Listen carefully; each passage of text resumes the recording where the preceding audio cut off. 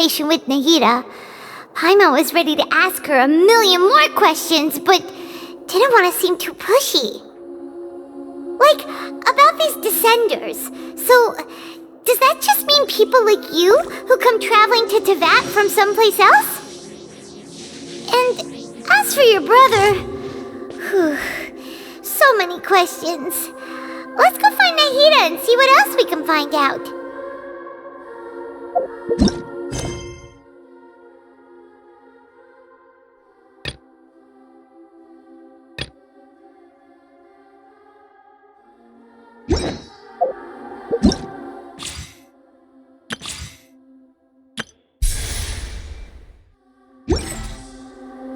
The world remains constant over the centuries, but human life is like the dew at dawn, or a bubble rising through water.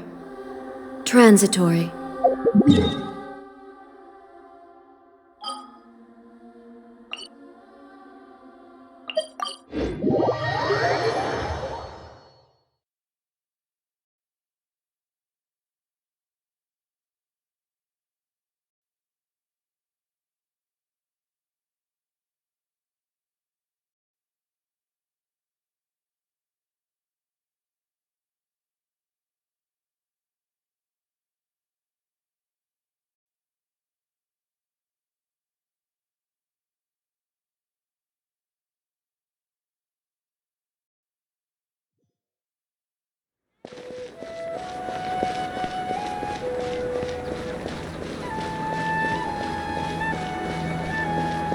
Ad Astra Abyssosk. Welcome to the Adventurers Guild.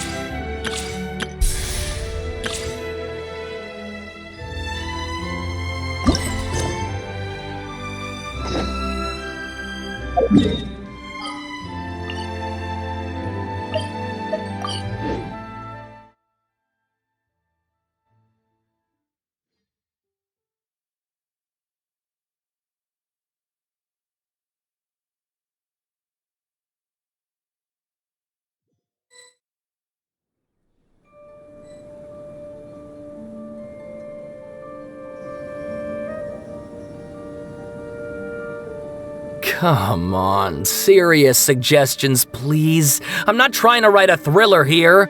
It's supposed to be an essay, you understand? An essay! That means facts and logic. Well, if it's facts and logic you're after, you shot yourself in the foot with your choice of research topic, didn't you?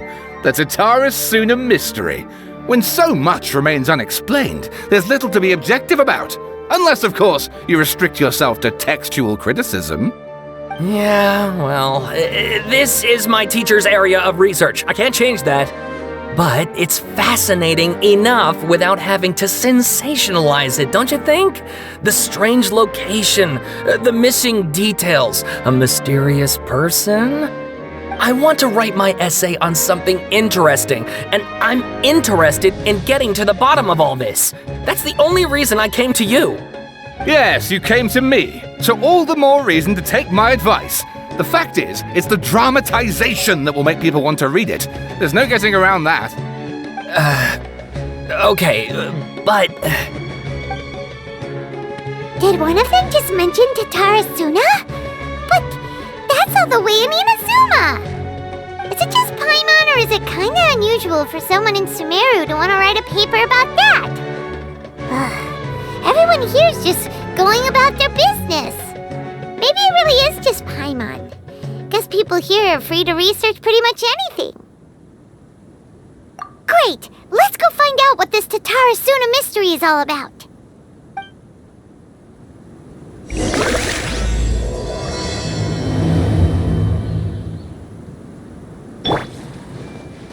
I see everything. These numbers don't make any sense. I can't get them to make sense no matter what I do. After I finish this essay, I'm gonna get out of Sumeru for a while. It's time for a change of scenery. But what if I Tavad is wonder what round? people will make of the story. Of course, we know it's based on true events, but to the average reader, it might come across as too far-fetched. Alright, I guess I'll go with my textual criticism and your editorial direction for the first draft. I have a feeling that the missing Kabuki Mono will end up being the main focus of this paper. If only we knew where to find that traveler. From what they say about her, this seems like the kind of thing she'd know about. Oh, you're the traveler, you say? Hey, what's with that face? Don't believe us? No, of course I believe you. Actually, I first heard about your great exploits when I was still in Inazuma. This is my first time coming face to face with you and your mysterious silver-haired companion. I couldn't believe my luck, and out of force of habit, I started, examining the evidence. Sorry. Oh, Sawada, for the love of... Sorry, we don't get out much, so our social skills are kinda lacking. Traveler, I hear you've helped many people a great deal and been to many places. Would you be able to tell us about Tatarasuna? Actually, we don't know much about that place either. In fact, we only came over here because we heard you talking about it and wanted to learn more. I see. My teacher chose this area of research as a personal challenge. He said it's difficult to get into because even Inazumans don't know much about Tatarasuna's past. But who'd have thought that... If you don't mind, I'd love to show you all my outline for the book I'm writing about Tatarasuna. Hold on, Sawada. Don't you think that's a bit of a deep dive for a first read? Well, fair point. In that case, please ease yourselves in gently by taking a look at Akaba's latest essay draft. Let me give you some background. This all started with the discovery of some records in Tatarasuna. The writings mentioned someone by the name of Mikoshi Nagamasa, who crafted a fine blade. But in the end, he threw it into a fire to destroy it, and killed his servant Katsuragi. Why? Well, no one knows. Apart from the swordmaker, his servant, and the one who wrote this all down, the records also mention a Kabuki Mono. This seems to be an Inazuman word for an eccentric stranger, someone who dresses funny or acts in an unusual way. That's right. Akaba's teacher has spent quite some time researching these events on the ground. This Kabuki Mono lived in Tatarasuna for a while before disappearing without a trace. And shortly afterwards, as Akaba mentioned, things got pretty ugly. So first this strange person goes missing, then a murder happens? Seems kinda fishy to Paimon. Yes, my thoughts exactly. So I helped out too. I asked everyone I could think of if they knew anything about what happened back then. And wow! Did I get lucky! Stop shouting! This part's important. I just wanted to make it stand out. It just so happens that a friend of mine works at the Government Records Office. He looked into it for me, and I can now confirm that all the aforementioned individuals did, in fact, live in Inazuma over 400 years ago. Even back then, Tatara Suna was already at the center of Inazuma's smelting industry. The man in charge was a government official named Niwa. Curiously enough, it seems like he went missing too.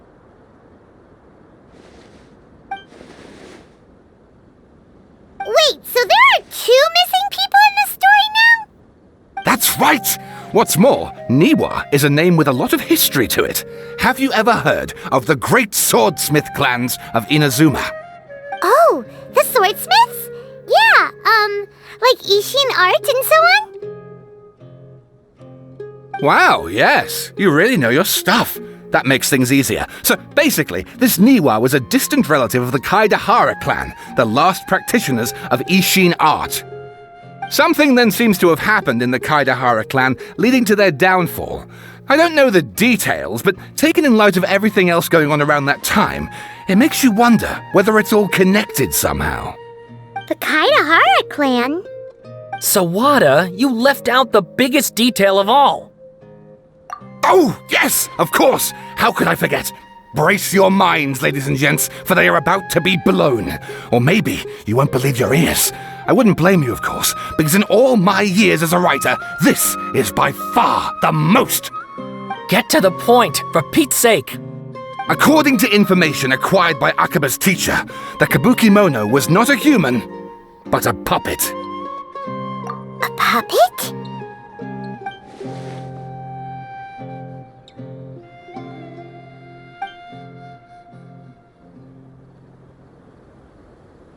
Aha! Judging by the looks on your faces, you do know something after all.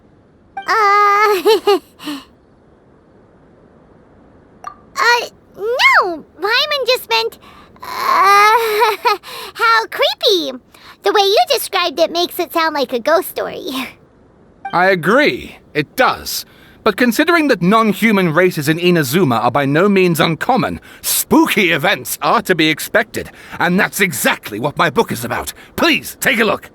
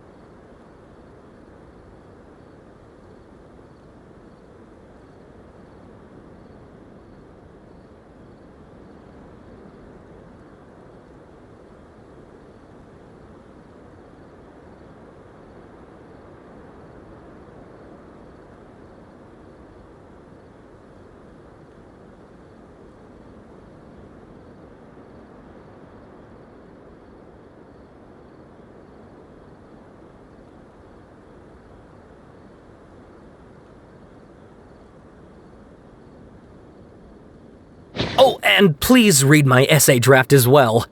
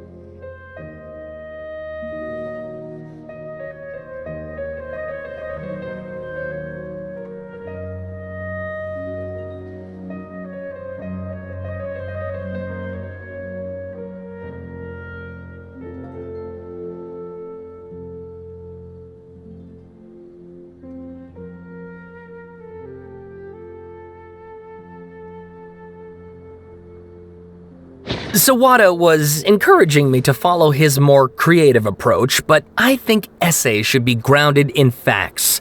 I don't think explaining everything away with mysterious forces will cut it.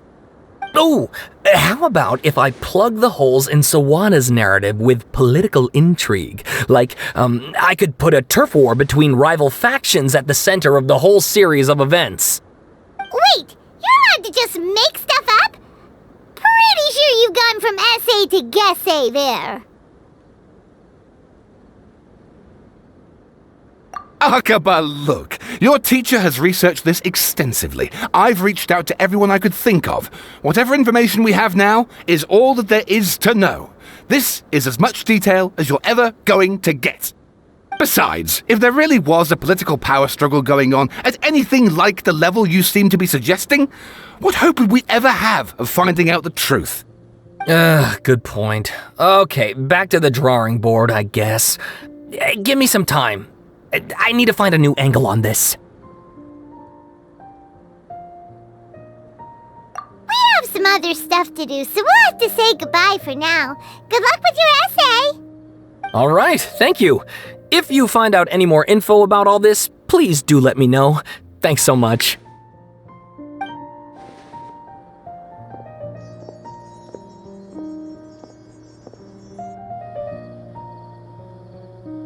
Hey, so that thing they were talking about, it has to do with the balladeer, doesn't it?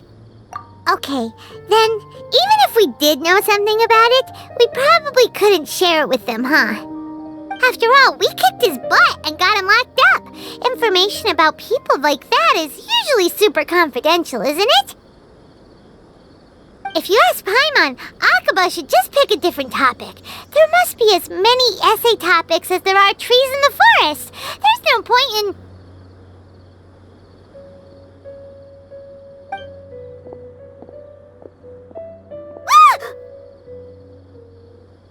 Hey, did you see that? He literally just went by, over there. It looked like... the balladeer! No, it can't have been. He got locked up. Oh, quick, let's catch up and see.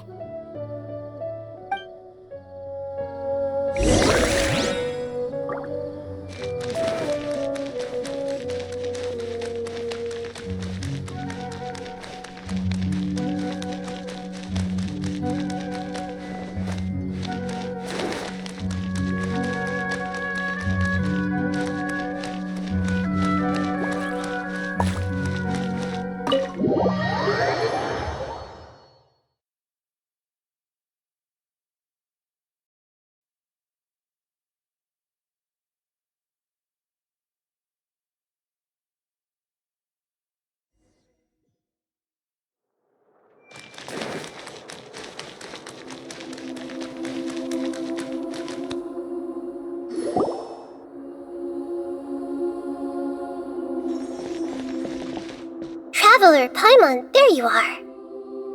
Nahida! Bad news. We just saw the balladeer strolling around in public. Did he escape or... Ah! It's him! Sure enough, you're here. Hey! What are you doing in the sanctuary of Surasthana? Aren't you supposed to be locked up? I know you must have a lot of questions. Please, allow me to explain. It was my idea to set the balladeer free. We made a deal, and he's gonna do some investigation in Irminsul for me. A deal? Huh. You sure you trust this guy? What did you expect? Why do you think Sumeru would keep me around otherwise? Or maybe killing me is all you can think about. But if that's the case, why haven't you done it already?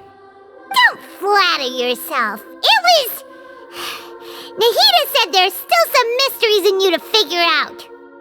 Ah, so if it were up to you, you'd finish the job? Guess I had you all wrong. There I was thinking you were just getting cold feet. Well, that escalated quickly. Not a good start. Could I ask you all to please calm down? But Paimon's worried about you, Nahida. Don't let him trick you. It's not every day you see people questioning the God of Wisdom's judgment. Just when you think you've seen it all. Don't you dare try to drive a wedge between us! As long as the terms are reasonable, I don't think there's a problem in making a deal, even with the balladeer.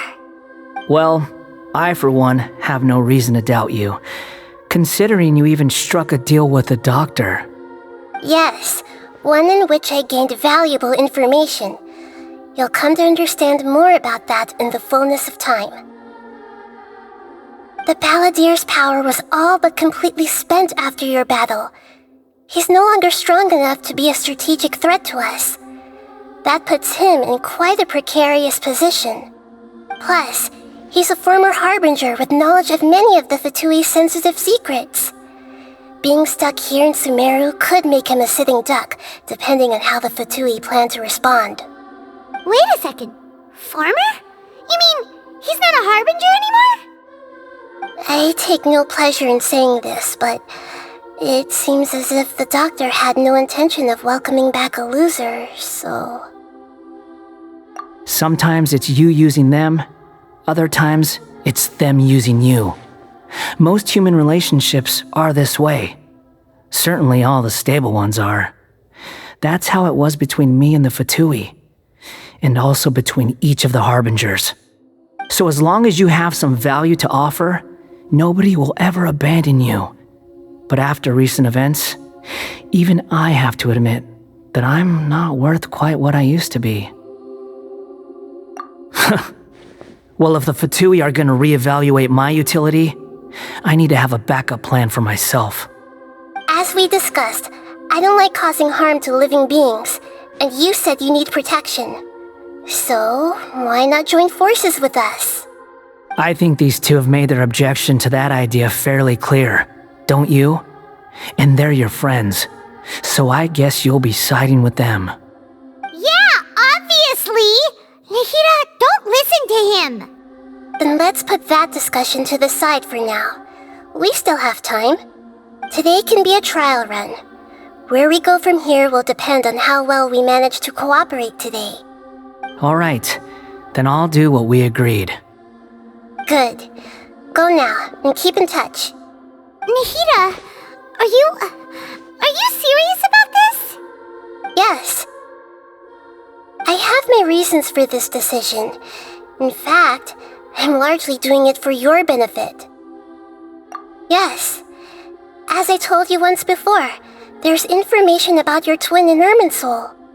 Oh yeah, actually that's the whole reason we came to see you today. So you have an update on that? Mm-hmm. You may remember me mentioning that the Fatui had not included your twin's details in the Descender category. This is an extremely important point. It's possible that the Fatui have other information that even I don't know about. And since the balladeer used to be one of them, he'll be better acquainted with this information than I am. He was granted the power to connect with Irminsul when he almost became the god of a new era. Even though he no longer has the Gnosis, some traces of its power remain in him. He can still connect. The amount of information in Irminsul is vast beyond description. Sifting through all of it without knowing what to look for would take too long, even for me. So I asked the balladeer to search in Irminsul for any information about the Descenders. He's more familiar with this kind of information, and should be able to find it more quickly. Exactly! Or what if... Paimon just doesn't trust him! He's treated us as enemies every time we've run into him! I understand. But sometimes, everything is dictated by which side you're on. How things will go in the future depends on what information he brings back. And Traveler, I know what your heart desires most of all. Our minds have connected several times before. There is a corner of your heart reserved for an intense longing.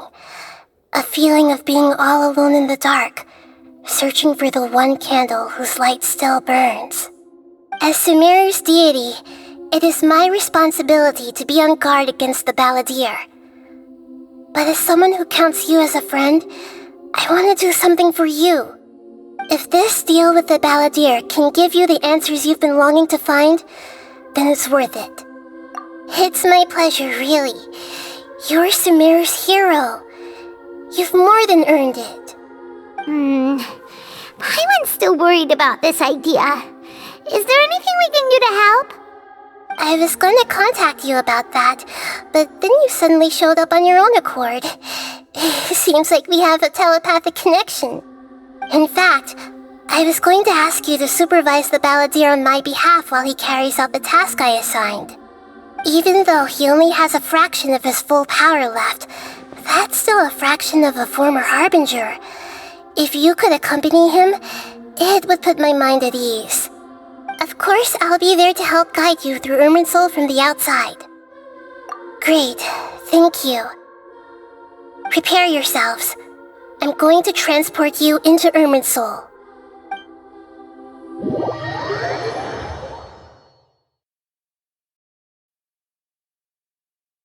Wow, it looks pretty different here compared to last time. The colors are gentler. Guess that must be because Sumeru's at peace now.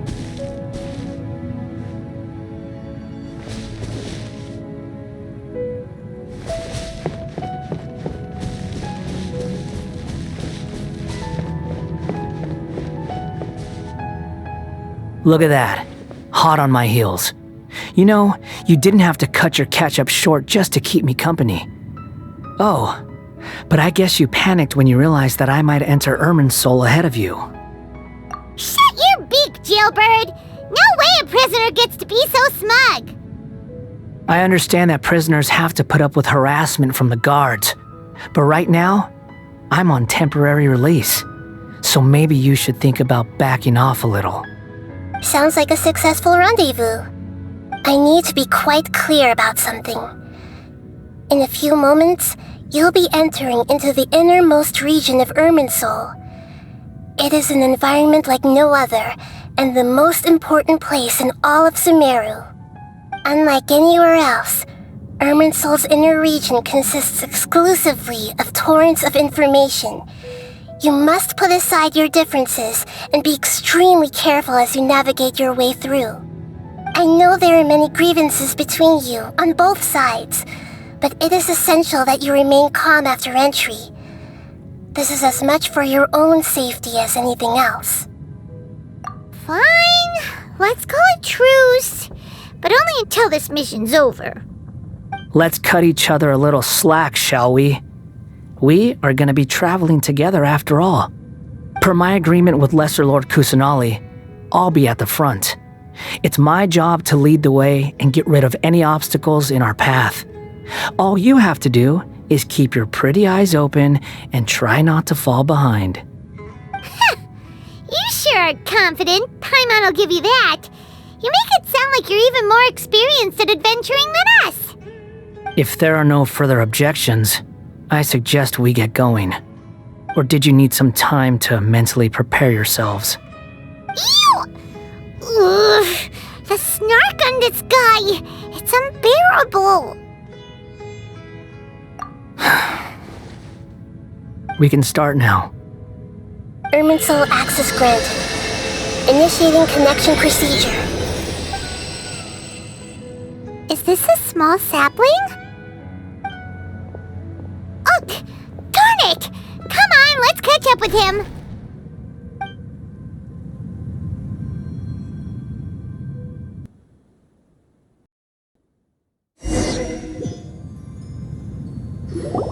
Wow! So this is the inside of Irminsul. Ooh! Paimon's never seen anything like this. And it feels like a sacred place. Irminsul is closely intertwined with the entirety of Tevat. Every bit of information flowing here means something. Pick your jaws up off the floor. It's time to go. Why is it that Paimon just wants to do the opposite of everything he says? Lesser Lord Kusanali, we will now proceed to the heart of Irminsul. Can you still sense where the heart of Irminsul is? Yes. Permission to begin searching for information there? Permission granted. Go ahead. Let's go. Stay close. Don't go running off. Hey, so, say we did go running off in here. What would happen? What are you smirking at? I was just imagining the look on your travel companion's face if you went and got lost. Anything's possible in here. You can't rule anything out. So if you want to stay safe, your best option is to stick close to me.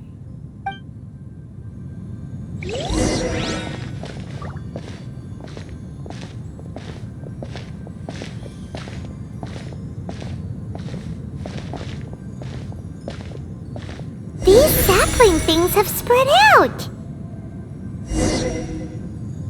Those are all packets of information from inside Irminsul. Be careful not to touch them.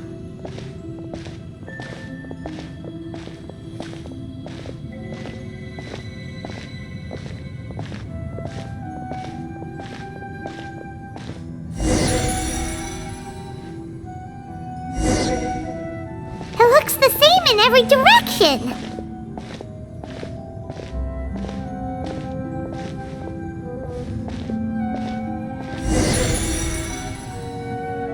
No wonder he mentioned about getting lost. Huh. What do you know? He was actually telling the truth. Is he mocking me again? What is it this time? There's a time and a place to lie, but this definitely isn't it. So why don't you relax your guard a little?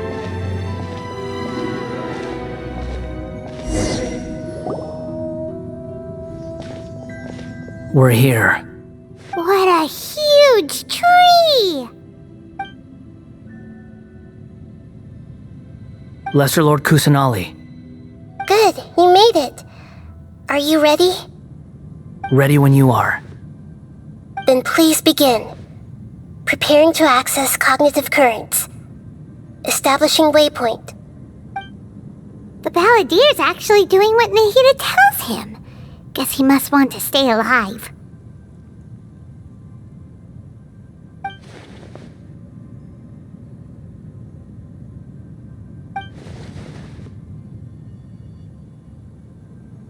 The rest is up to you.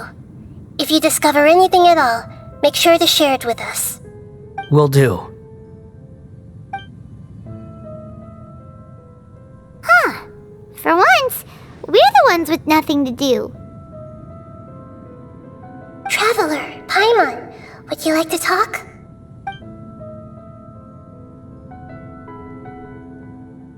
Yes, I've also invited Paimon to join. Huh? What the? We can talk to each other inside our heads?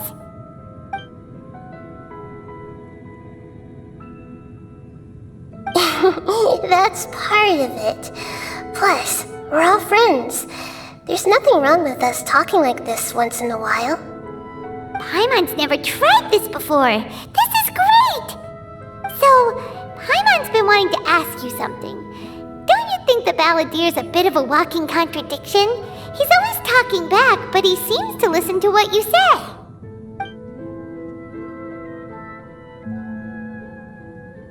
As I've told you before, there are still some mysteries for him to resolve. Things that are clear as day to me, but that he has yet to understand. Perhaps today will be the day that he finds some answers.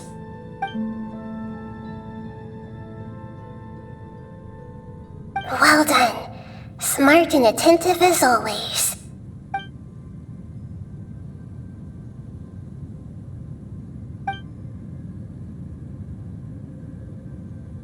So, you made contact with that part of his mind. Well, it's true. Betrayal turned the Balladeer into the person he is today. Huh. Paimon thought nothing could get under that guy's skin. Turns out, he can get hurt and angry just like anyone else. Everyone has a history, Paimon. Even if you're a puppet created by the Electro Archon. Speaking of puppets, we ran into two people at the Academia today talking about an essay. Turns out their topic was about the Tatarasuna incident. Nahida, do you know anything about that?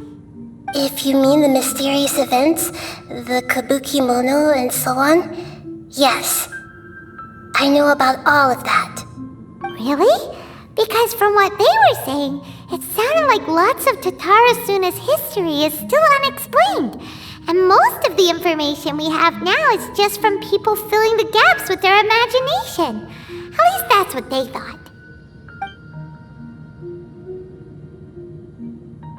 Oh, how interesting. Those two managed to deduce quite a lot through guesswork alone. So the Gesse got it right? Well, they guessed right about one thing. Tatara Suna was sabotaged. Must be a riveting conversation you three are having. Funny how all the good ones happen when I'm not involved. What makes you think we're talking to each other? Don't insult me. You're having a private conversation without me. Obviously, I must be the topic of said conversation. Of course you do. You can't have your prisoner knowing too much. So, have you found anything yet? Still looking. Don't get your hopes up, though. You and your twin come from outside this world. It wouldn't surprise me if there was nothing on either of you in Irminsul at all. Wait! How did you know about that? Didn't Nahida tell you? It's not like we've never met before. And anyway, you're world famous. It'd be more surprising if I didn't know a few things about you. Right now, we have to keep the peace. I'm not interested in creating more misery for myself, and making cordial conversation is something I can manage. Huh? Wait. This light. It looks similar to those saplings. What could it be? Anonymous data. Hey, don't you forget the agreement! You have to share it with us! Shh. Just wait. Mr. Niwa, are you certain this is worth the risk? We are talking about Tatara Suna's furnace, after all. It may not pay to act rashly. There's no one else who can enter the furnace. It has to be me. Is that so? Well, since you insist. It's...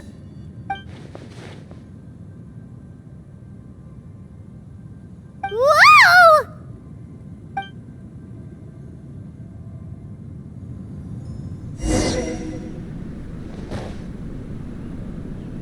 I have been in Tatara Suna for some time now. You have shown me great hospitality, as has Mikoshi Nagamasa, and indeed, everyone else. Under your leadership, Tatara Suna is a warm, welcoming place, like a giant village. People are gainfully employed, their lives have purpose. They are motivated. As I understand, the Raiden Shogun has, in recent years, eliminated much of the evil that plagued Inazuma. As for Tatara Suna, it was originally established as a means of safely disposing crystal marrow. The forging industry with crystal marrow as a raw material has since flourished, giving rise to generations of swordsmiths. Some world-renowned, others unknown, all passing on their legacy. Skills, blood, dreams. Every smith brought into this trade looks to find their purpose between steel and blade. That is why you accepted the proposal brought to you by myself and Akame. Yes, well, were it not for you coming to Inazuma and happening to make Akame's acquaintance, the two of you never would have joined forces. And he would be the first to admit that there's no way he could have revolutionized our forging process like this on his own. At least not on the same timescale. You allowed Akame to take all the credit for a method that you jointly developed. He sold it to me, and now every piece of ore here is smelted using the new technique. Even now, you remain one of Tatara Suna's key consultants, working right here alongside us. I believe it is you, sir, who are truly responsible for the changes in our manufacturing and forging methods. You flatter me. From the outset, I saw much that was commendable in the forging industry of Inazuma, and it has been my great honor to befriend you all. So you say, Escher. But is this really the truth? My good sir, what do you mean? I tried to resist thinking it was all connected, because I didn't want to speculate, and I didn't want to believe that things could turn out this way. What have we gained from adopting your new technology? Ominous black smoke? Mounting production problems? Worker fatigue and casualties are up and continuing to rise at an alarming rate. And recently, as you well know, someone died because of that strange filth inside the furnace.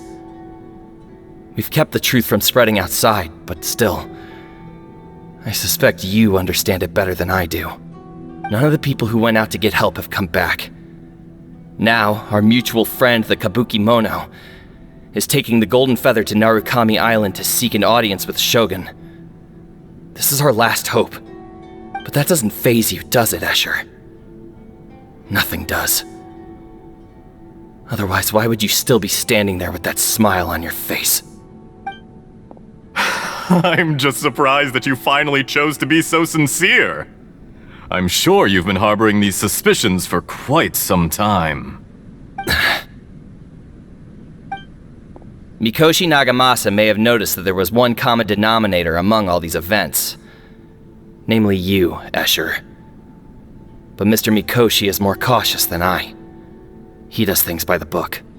After all, Nagamasa is the adopted son of Mikoshi Torichio, the yokai struck down by the Shogun's own hand. If he truly seeks to redeem his family's honor, an abundance of caution is well advised. You're well informed on the subtleties of his situation for a mechanic all the way from Fontaine. Are you sure you're not a little overqualified? Why, Mr. Niwa, are you suggesting I find a job as a diplomat? Sadly, I am so very attached to my craft. Enough, Escher. I'm here because an evil force is raging inside the furnace, and someone needs to take your new device inside the high-risk zone so we can absorb it and put an end to the problem. I'm in charge here, and I'm about to take some responsibility and head inside, probably to my death. But what about you? What are you still doing here? Judging from the look in your eyes, you don't seem to trust me. Drop the act! We're past that now. Whoever you are, it looks like your plan to destroy Tatara Suna has worked. I just want to know what you're still doing here. What's left? Don't you have all your answers by now? Honestly, I'm just waiting for the right moment. A moment like this, where you finish talking and I stop you from entering the furnace. You...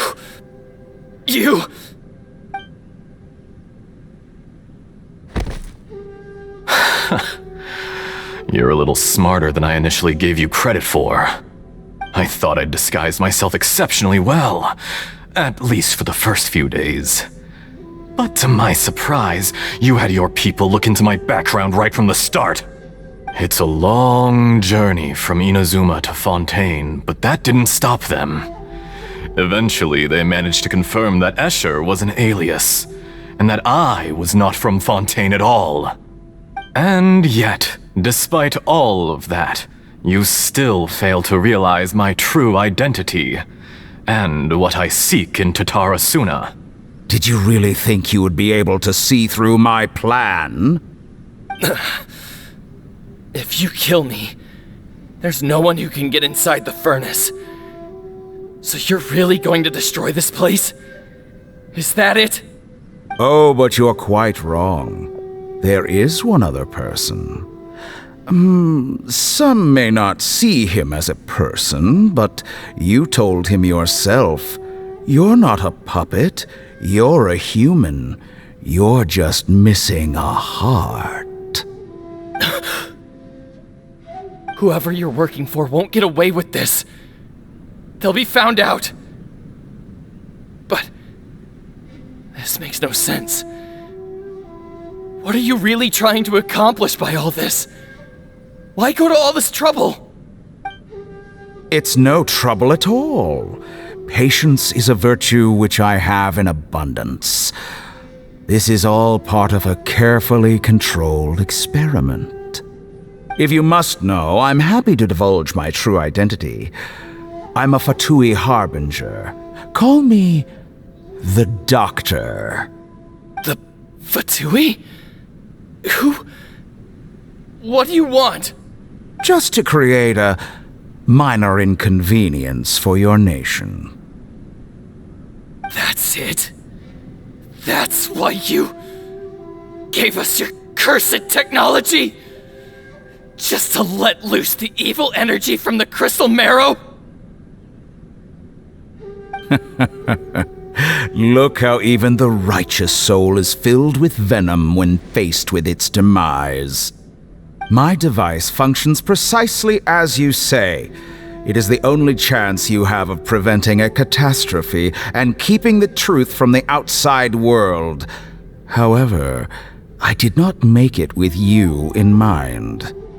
It is easier for a person to be possessed by evil spirits when they are filled with hate.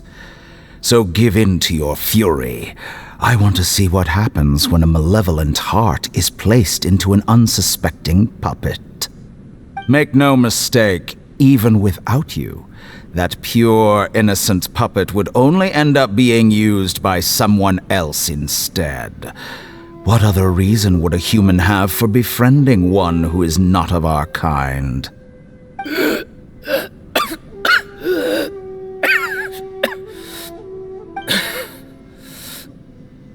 If you give him my heart, tell him that both Nagamasa and I see him as one of us.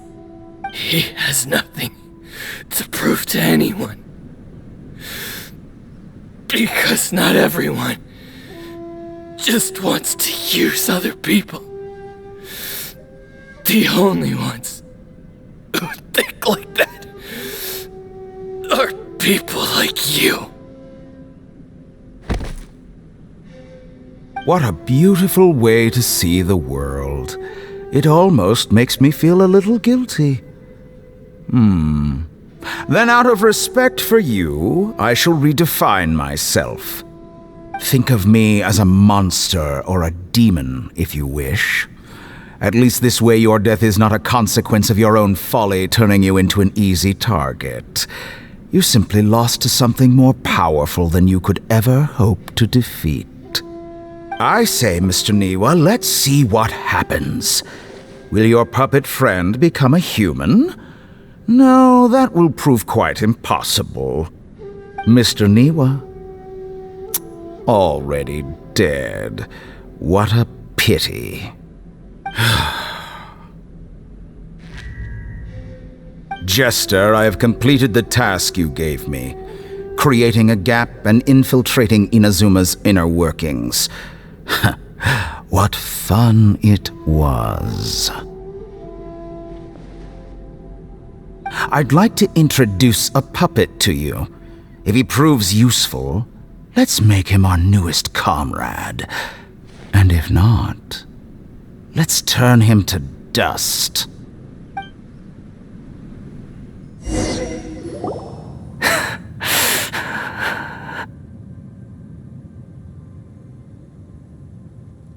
Hey, are you alright? Dottore.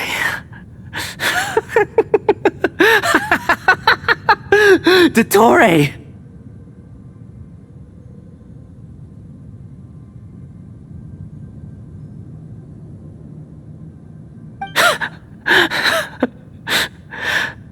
Good. Good. Was that the doctor? Did he turn into a mechanic from Fontaine? But why did we see things from his perspective? When I touched the doctor to confirm whether he'd eliminated all his segments, I read this memory in his mind. You have to admit, it must be the truth. Maybe so, but it means nothing. Does it? But this memory shows that Niwa didn't betray you. He never meant for you to be the one to take the device into the furnace. You know very well what that means, even more so than I.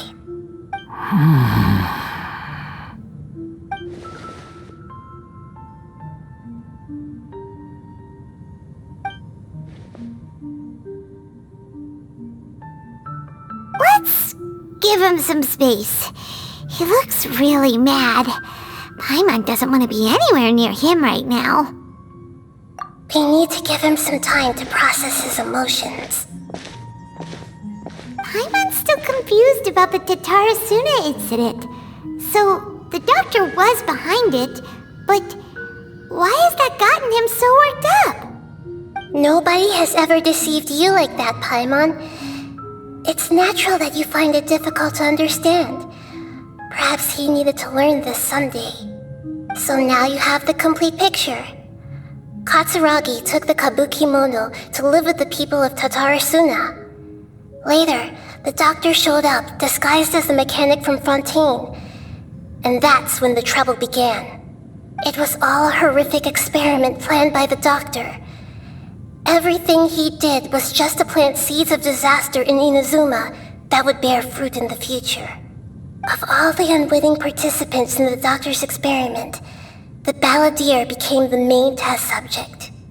After the events you just saw in that memory, the doctor put Niwa's heart into the device and handed it to the balladeer. Then, he instructed him to enter the furnace and absorb all the filth caused by the smelting process. The load was far beyond what he expected, but the balladeer survived. He left the furnace in sheer exhaustion and said to the mechanic, "This device seems to have protected me. What's in it?" The mechanic answered, "Niwa fled this place for fear of punishment, but he left you a gift. He said it's the one thing that you've been looking for." He took it straight from the chest of one of his innocent servants. The mechanic removed the withered heart from the device as he spoke. The balladeer was stunned that such unthinkable cruelty had brought him the thing he'd been longing for his entire life. A heart acquired through cold-blooded murder is a cursed thing, but it had protected him from the filth. He thought Niwa had completely betrayed him, and yet this very betrayal had ensured his survival. Overwhelmed with anger and sorrow, the balladeer threw the heart to the ground and left Tatarasuna without looking back. Holy moly! So the doctor killed an innocent man and pinned everything on the victim? That's terrible!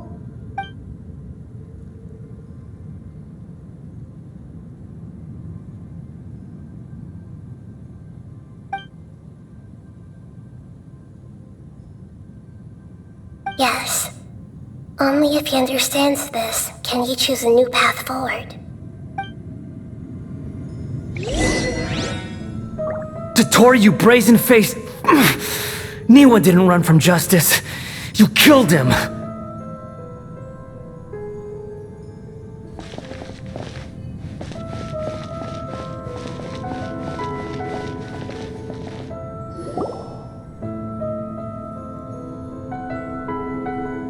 Shall we see how he's doing?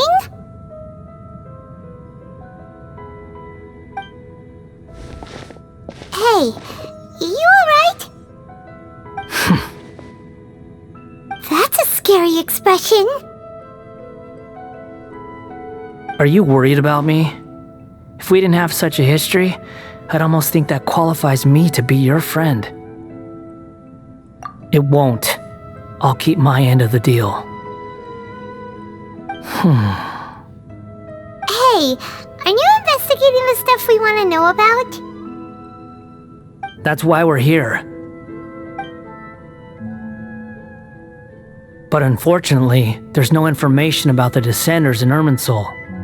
Even if you can't find anything, that seems to confirm it.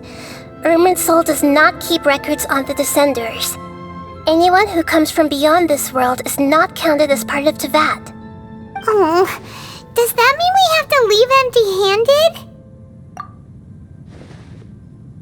Don't thank me just yet. You look really upset. Well, since Irminsul was a dead end, I guess I can share some other info that might interest you. Huh? About what? The reason why there are records about your brother in Irminsul. It might have something to do with Conria. Apparently, Conria was his first destination when he arrived in this world. Plus, he only came to this world because the heavens responded to the summoning. The heavens responded? The Jester told me this himself. You can take his word on this. He was a royal mage in Conria, and lived with your brother for a time. I don't know the details. It's up to you whether you want to believe me. All I can say is, I wouldn't lie to you about this. Did you get all that, Lesser Lord Kusanali? Yes. Astonishing news. Does this info count towards my mission? It wasn't from Irminsul, but was it valuable? Very valuable. Good.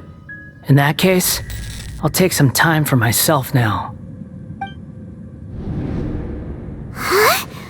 What have you done? Lesser Lord Kusanali was right. My power's all but completely spent. Even if I use all of the divine power left in me, I can't sustain this shield for very long. I shared a secret with you, and now you owe me. So in return, I'd like you to answer a question for me. Give me your hand.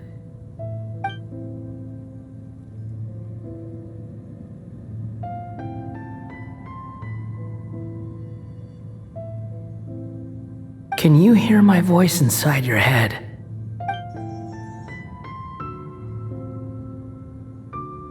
No, I can't do anything like that anymore. At most, all I can do is exchange a few words with you. So tell me, in this world, is it possible to change the past?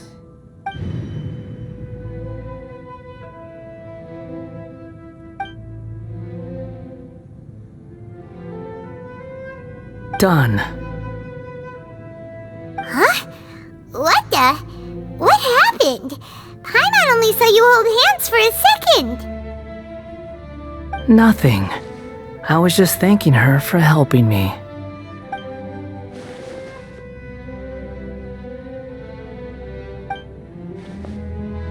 So long. I suggest you get yourselves out of here quickly. Where are you going? Hey, wait up! Didn't you say not to go running off? Fast reaction time. But I don't think we'll be seeing each other again. From this day forth, the names Balladeer and Kabukimono will cease to exist. Those who died in Tatarasuna because of me deserve another chance at life. Hey, Balladeer! Don't do anything stupid! You know, I never did like insects. Hordes of the puny things swarming together can be a real nuisance. And I enjoy nothing more than to stamp them out like the pests they are. But if a colony of harmless ants isn't threatening anyone, I guess they deserve to be left alone. Luckily, everything can be set right. It's time to solve this once and for all. Balladeer! Balladeer! Uh-oh, he disappeared. Come on, we gotta find him somehow.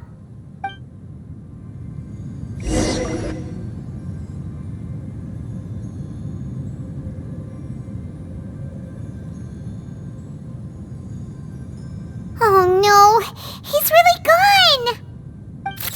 Oh, can you hear me? Nahida! Traveler, Paimon, Balladeer, what happened just now? I was suddenly cut off by some kind of power. It was the Balladeer's fault. He shut you out! I didn't think he'd be capable of something like that with so little power left. Did he keep some of his power hidden when he was defeated? Or did he achieve something beyond his abilities, and it took everything he had? Where the heck did he go? Ugh, it's all our fault. We were supposed to keep an eye on him. Sorry, Nahida. Don't be. It's not your fault. Please, let me handle this from here, even though I'm not sure I can solve it.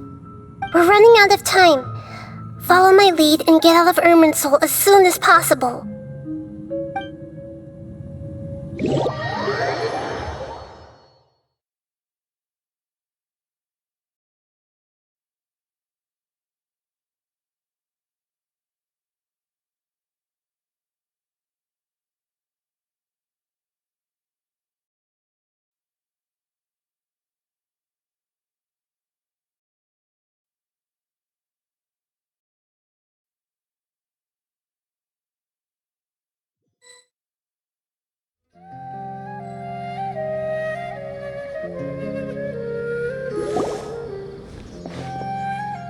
We're out!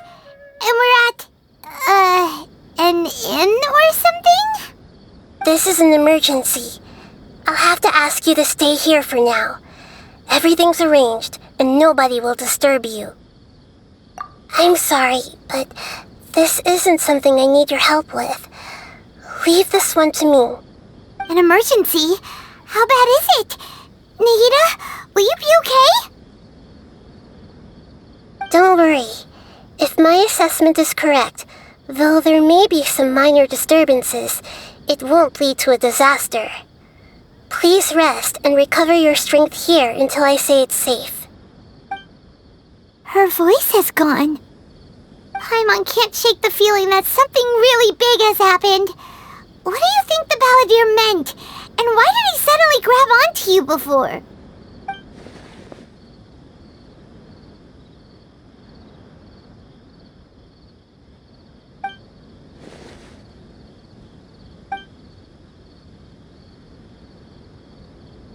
He wants to change the past? But surely that's impossible! Right! You can't just rewrite history! All that stuff happened already in real life! It's like, imagine Paimon drank all the water in this inn. Even if no one was there to see it, Paimon would sure as heck remember drinking it! So, why does Paimon still have a bad feeling about this? Paimon can't help but feel scared about what he might do. Oh, Paimon's so confused. Huh? Ah! Sorry, Paimon accidentally... It's the Balladeer's fault for causing Paimon all this mental stress. But erasing yourself from history? It's unthinkable. Is that really possible in Irminsul? Uh-oh. Paimon's head is overheating from trying to understand what he's up to. And it's still not working. Ugh. Paimon's had it with that little brat. He's been nothing but trouble ever since we met him. There's no way he'll actually succeed, right? Otherwise, won't everyone who's connected to him be affected too?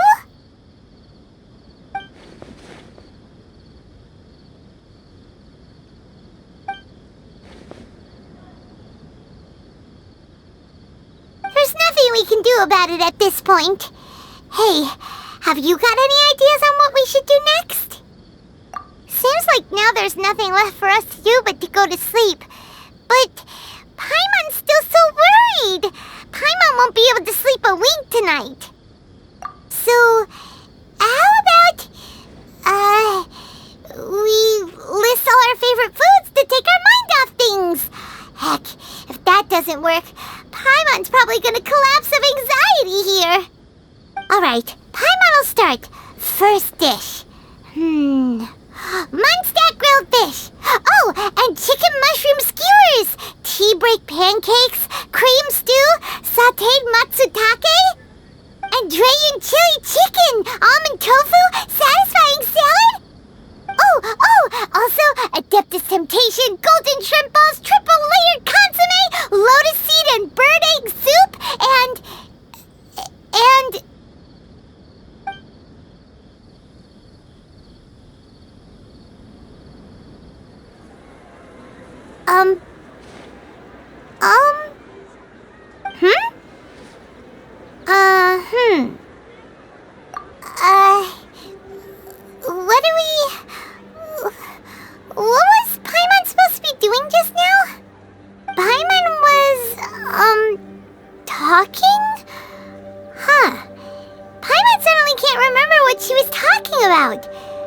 What was it again? The balladeer? Is that a food too? Huh. Weird name, though.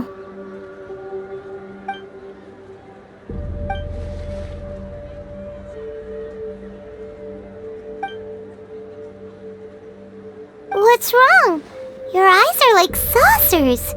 Was it something Paimon said? So, the balladeer. Is that someone's name? 'Cause it sounds like a nickname or something.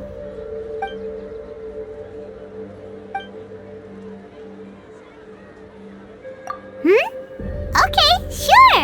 Where are we going? Huh? Fine by Paimon, but is everything okay? You're acting like this is an emergency.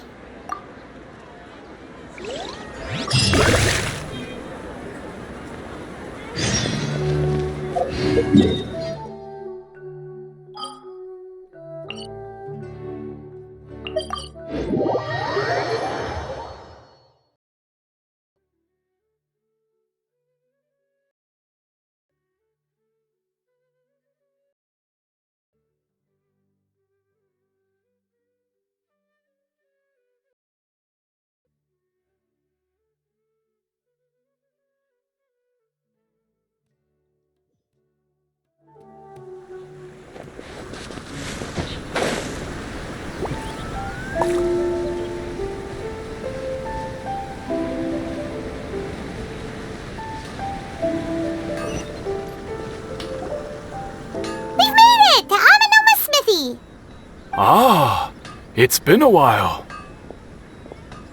Of course. Go ahead. Oh. Now there's a question I wasn't expecting. Very well. I'll tell you what I know once more. The once renowned Raiden Gokuden, comprised of 5 branches. Amenoma, Futsu, Ishin, Hyakume, and Senju. The art of forging practiced by these 5 clans was first taught to them personally by the almighty Shogun. Over time, the 5 branches diverged from one another as generations of bladesmiths honed and perfected their craft until they became 5 distinct traditions. Most of the great swordsmith clans of old have since fallen into decline, and for a long time, only the Amenoma branch kept its art alive. But fortunately, Kaedehara Kazuha recently returned to Inazuma and took up the mantle of the Ishin art. Now, 2 clans remain of the original Gokuden 5. If my memory serves me right, you yourself were present when he forged the Ishin blade. Oh yeah, we were! Paimon remembers that now. We learned a bit about the decline of the Raiden Gokuden then too. It seems like such a shame. That, my friends, is a tragic tale indeed. In fact, this was not made known to me for most of my life. All these years, I knew of those great clans' demise, but never the cause. Only recently, when the question was on my mind, did I ask Kaedehara Kazuha about this. He told me that, as we are both heirs to a branch of the Raiden Gokuden, it was right that I should know the truth. There is no harm in telling you, but I must warn you. It is a dark and sorrowful tale.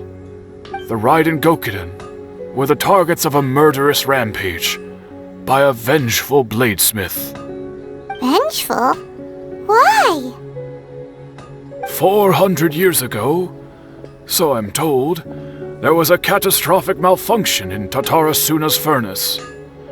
One brave swordsmith heard the commotion and chose not to flee, but he rushed to the scene, hoping to prevent a disaster. Tatarasuna was home to a state-of-the-art forging and smelting operation in that day, and overseeing it was the armory officer. His surname was Niwa, though he had family ties to the Kaedehara clan. knowing that they had just one chance to save countless lives. Mr. Niwa and the swordsmith leaped together into the furnace.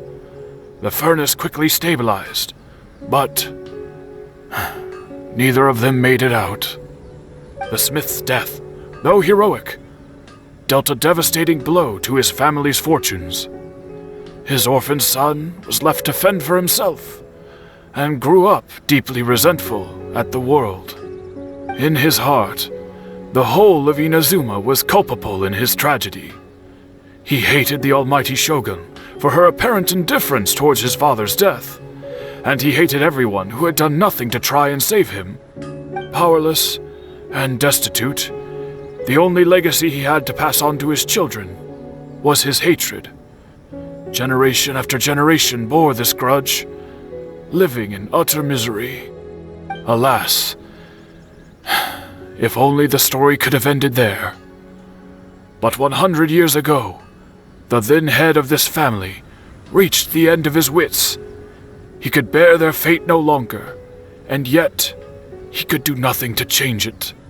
Finally, he made a drastic decision to take revenge on the Raiden Gokuden.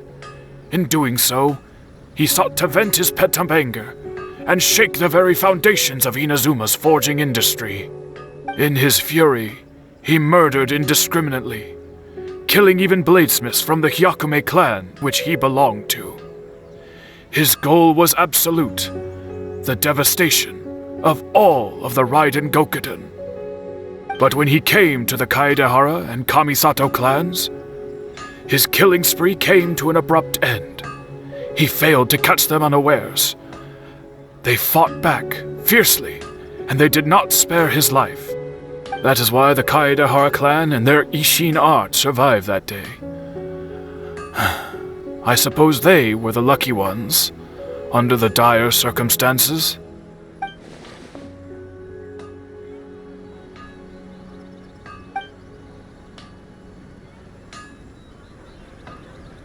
Was there anything else you wanted to ask? Kazuha? Why, yes. Just yesterday, in fact. We spoke for a while over some tea. He seemed well.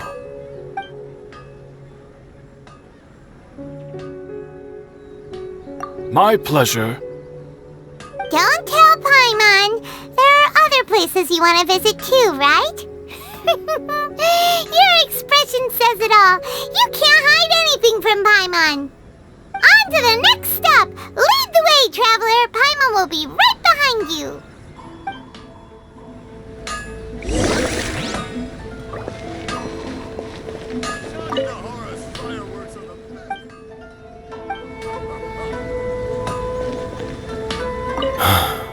Whenever I'm reminded of what happened back then, it always weighs on my heart.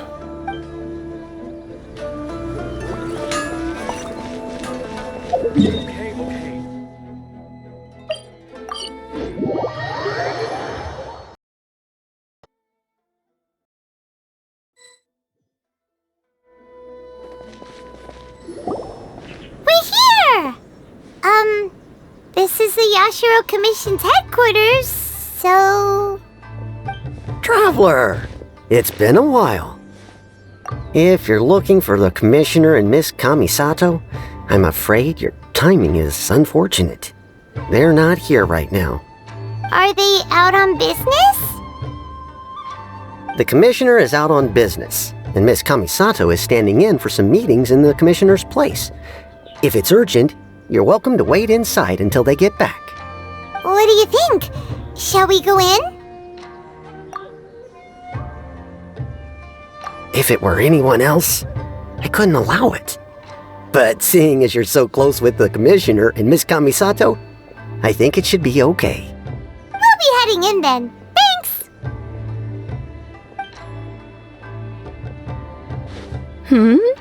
Hello, dears. Is there something you want to say? Of course, traveler. Yes, I know who you are. Miss Kamisato has told me about you. What would you like to know? Oh, they're both very well indeed. Lately, Miss Kamisato has been rather busy attending all kinds of meetings and occasionally paying visits to some local organizations on the commissioner's behalf. As for the commissioner himself, well, you know, busy as ever. That much hasn't changed. Although he does seem to be in a rather good mood these days. So pretty much business as usual in the Yashiro Commission, huh? Very much so.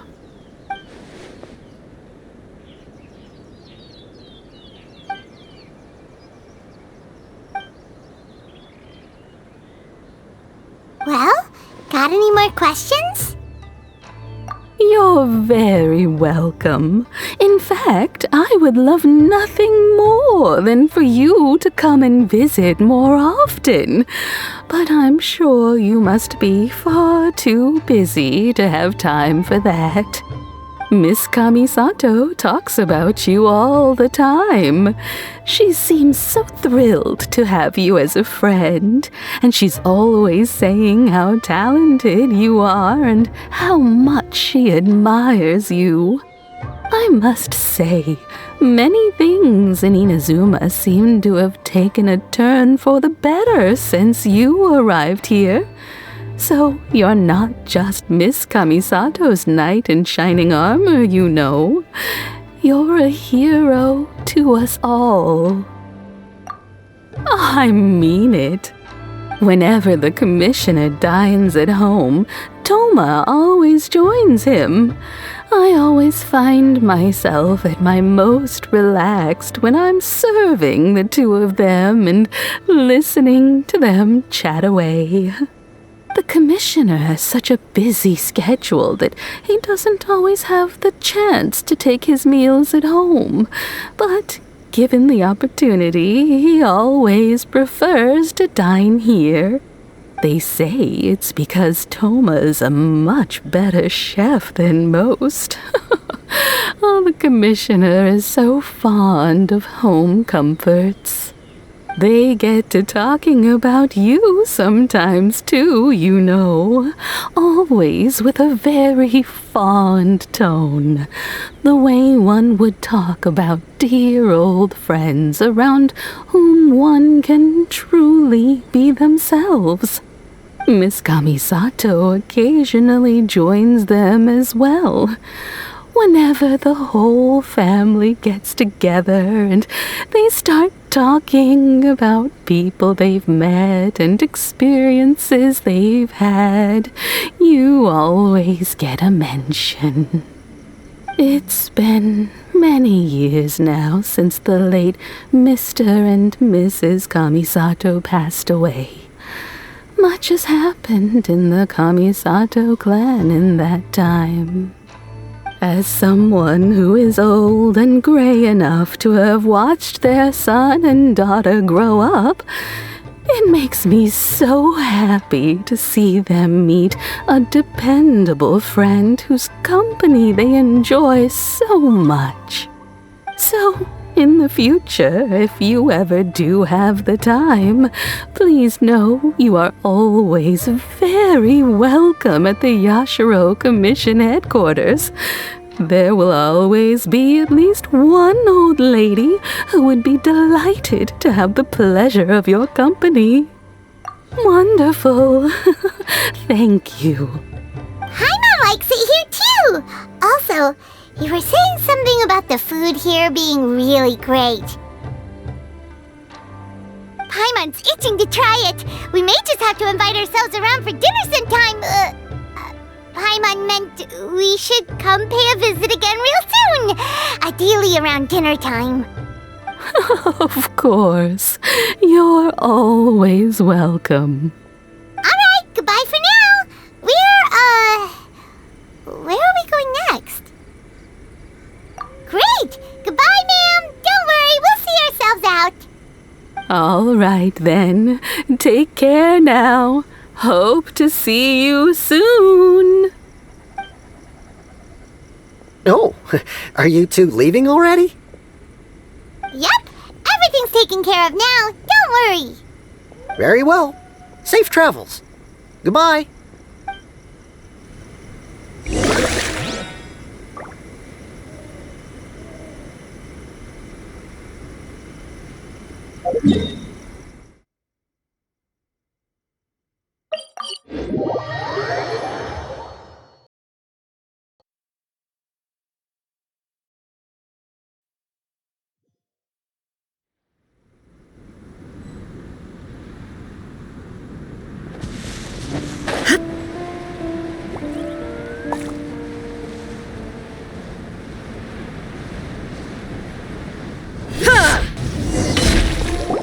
Well, here we are. But what are we looking for?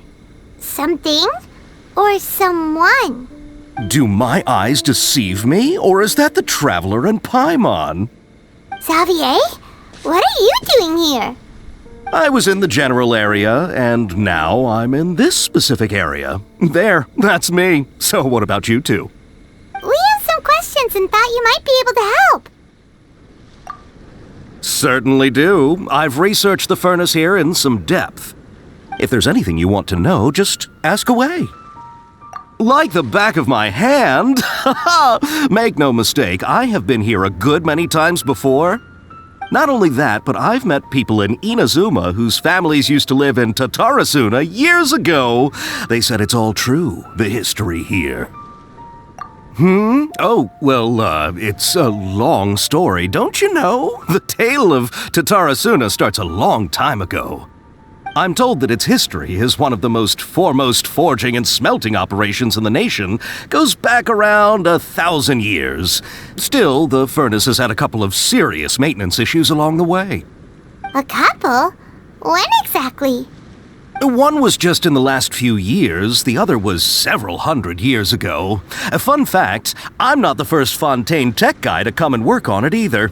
There was a guy back then too.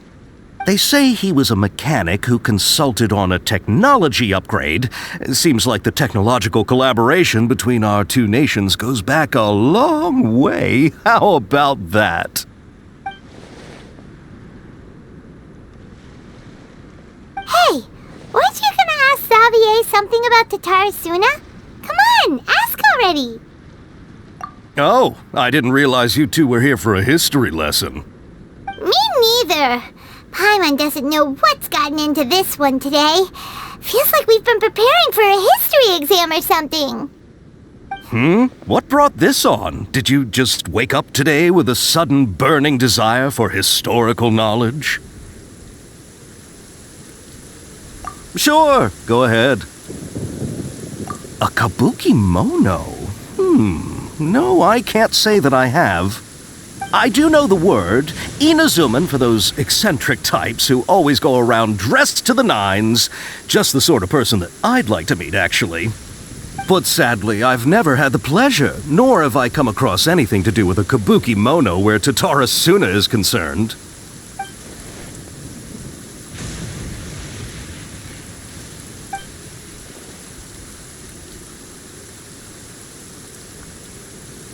Of course! Don't mention it. Oh, we're leaving?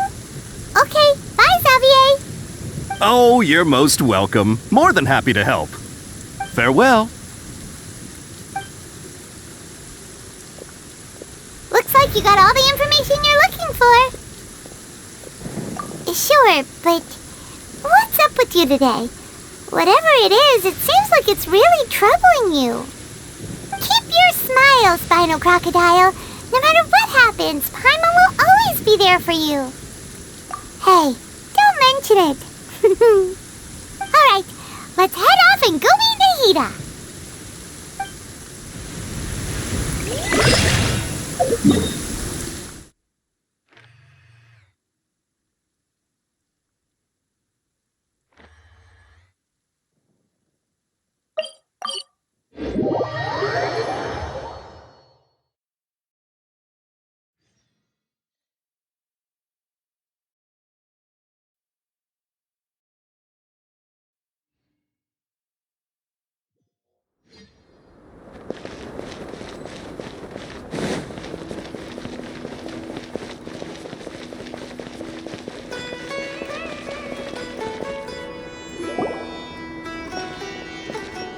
Hey, it's them!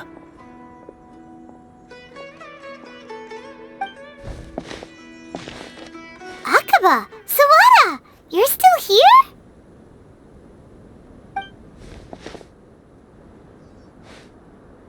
Indeed we are. If you have a moment, we'd love for you to join us once more. We have time. What do you want to talk to us about? It's the same topic we discussed last time. Obviously. Still looking for more info about Tatarasuna, huh? Should we join them?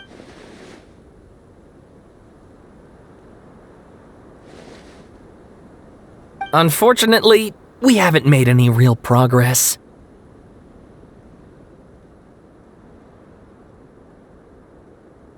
Huh? Oh, of course.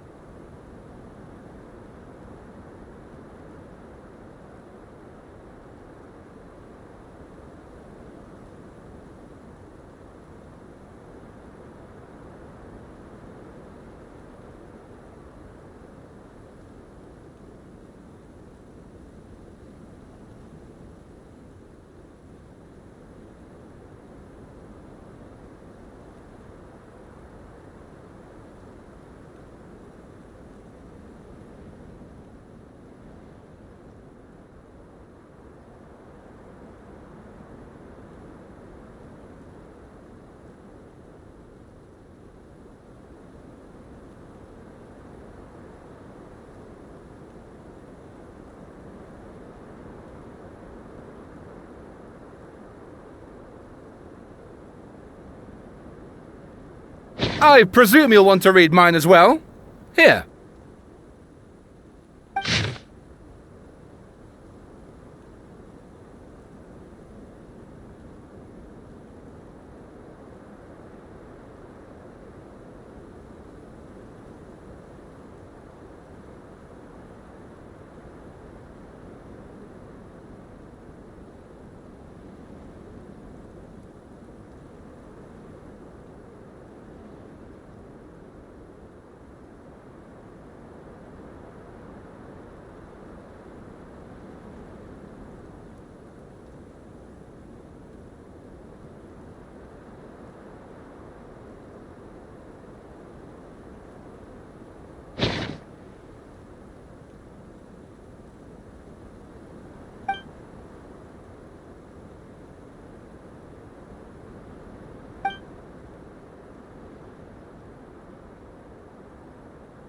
Well, what do you think? Hey, Traveler. Remember how last time Akaba was saying how he wished he could gather more information about all this? Well, we just got back from Inazuma. So how about we tell them what we learned? What did you find out? Something big? It's a long story. Basically, we have some friends in Inazuma, and...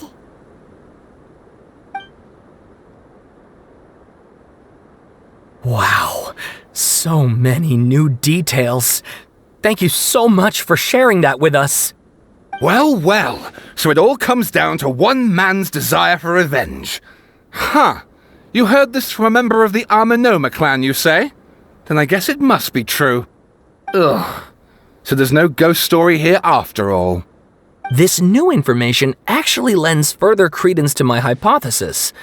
Evidently, swordsmiths were seen as having an incredibly prestigious role in society those days, to the extent that harming them was conceived of, at least by the perpetrator, as a way of exacting revenge against those in power. Yes, okay, point taken, you were right. But that doesn't mean I can't carry on with my novel. And they're back at it. These guys are really into this.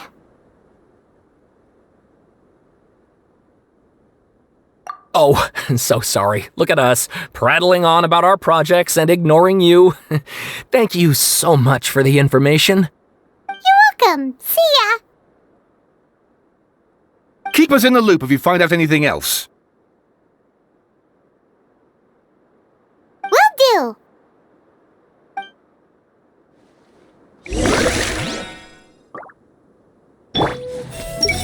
Asking the Traveler to help out was definitely the right call. I'd better make some notes and then get working on my essay.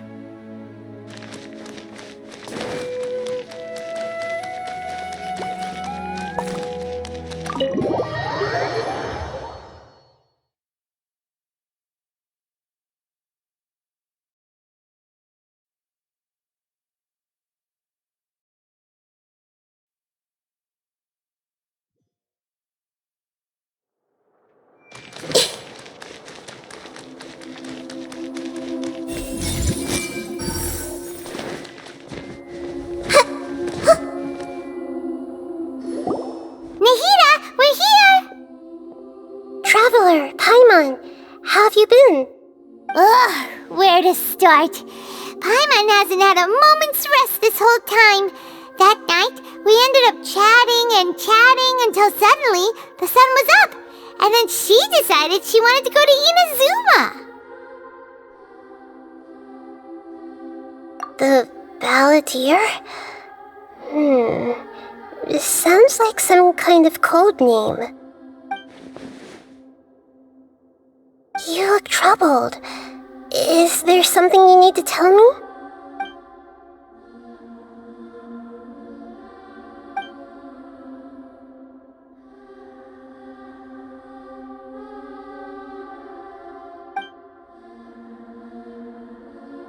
Traveler? Hey, what's wrong? You look so upset.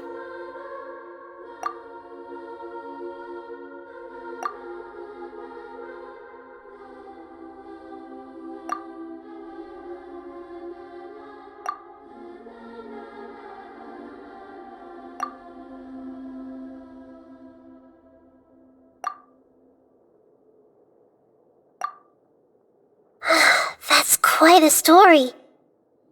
So, this puppet known as the Balladeer erased himself from Irminsul, hoping that he could change the past. But how was he even able to do that? As the Traveler said, he very nearly became Sumeru's deity. Admittedly, I remember it a little differently. I don't recall finding anyone inside the machine after we defeated it. Nevertheless, it does make sense. If someone were to successfully erase themselves from Irminsul, the world would change to reflect the new reality. So, you believe this person really existed, and we just don't remember him because... well, because he literally changed the world? Yes. Theoretically speaking, it is possible to do this. But I'm struggling to imagine the kind of person who would dare go through with it. The Traveler comes from a world beyond to that. That's why there's no information about her in Irminsul, and it also explains why any changes to Irminsul wouldn't affect her. So if there's anyone in the world capable of retaining memories from a past that has been rewritten, it's you. It's quite incredible when you think about it. Paimon's having a hard time understanding this Balladeer guy's motivations. Why did he do it? I can only make inferences based on the information we've been given. As for what kind of person he was, only you remember that.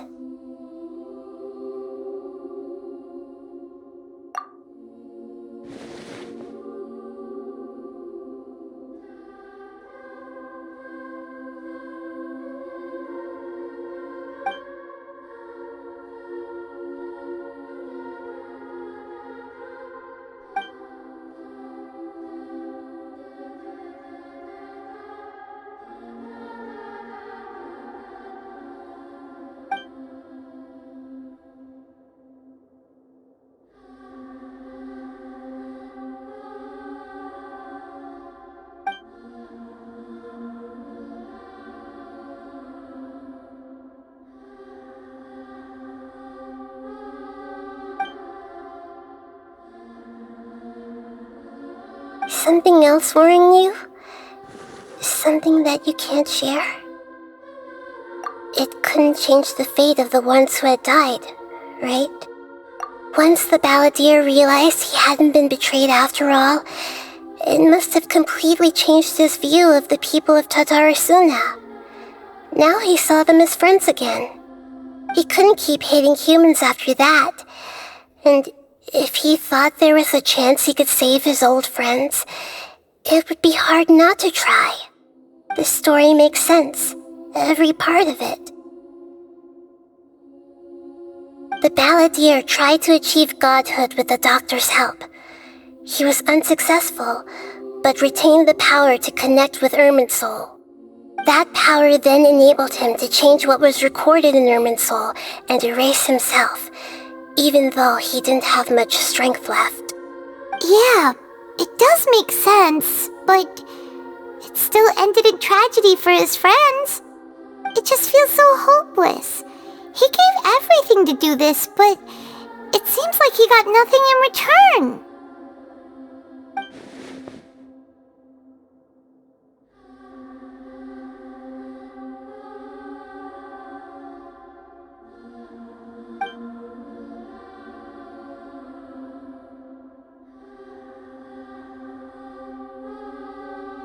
Please wait a moment. I want to check something. Found it. This should be the one. It turns out that I have a strange way of confirming everything she has told us. What is it? A record from a personal collection. It was tucked away in a corner. You should take a look.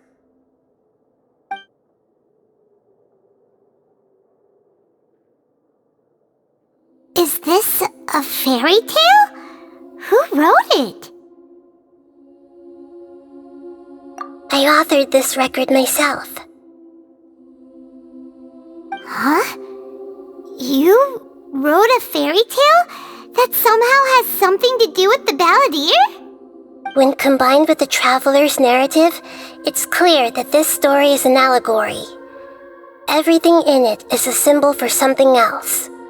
Hold on. So this record survived from the past? Yes. Any information about the balladeer or the kabuki mono and other records will have been changed. But I wrote this story in a way that means it was left intact.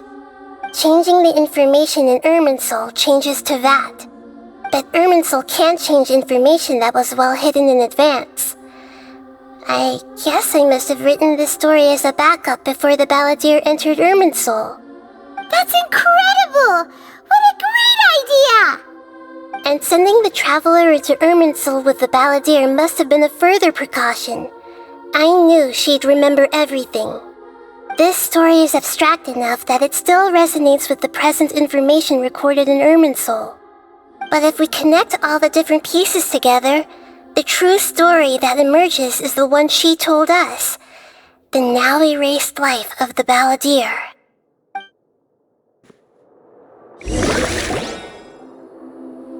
There was once a lone monster draped in fox fur. The monster found a family of foxes, joined them, and they became friends.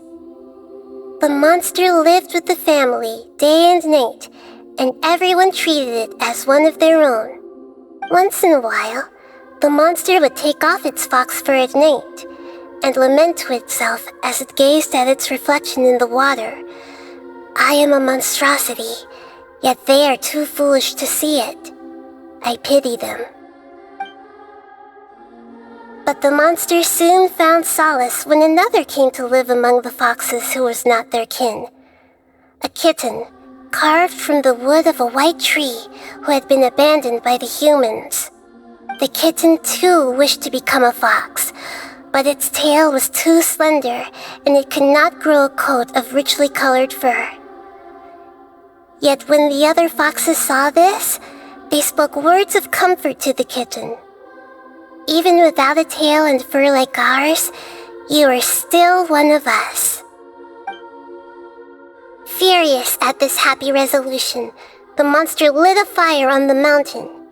The terrified animals panicked as the fire spread.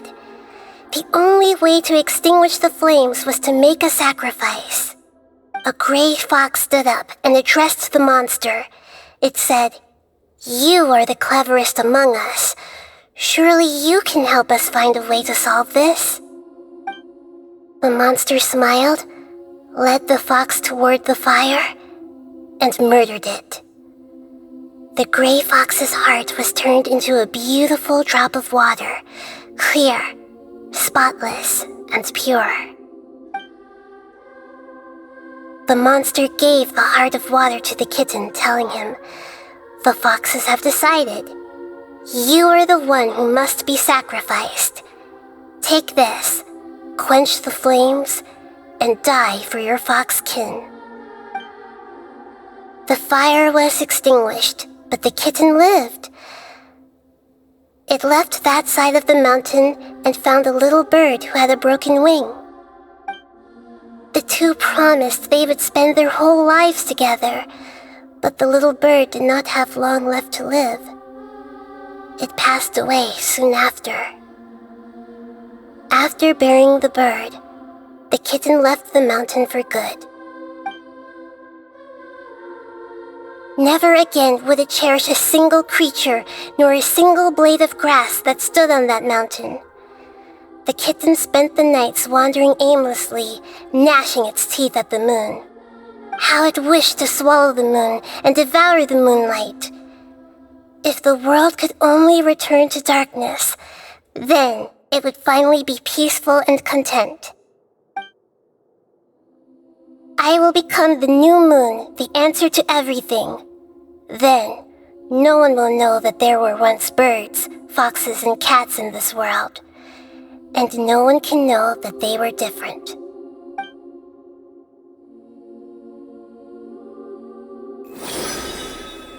We solved it!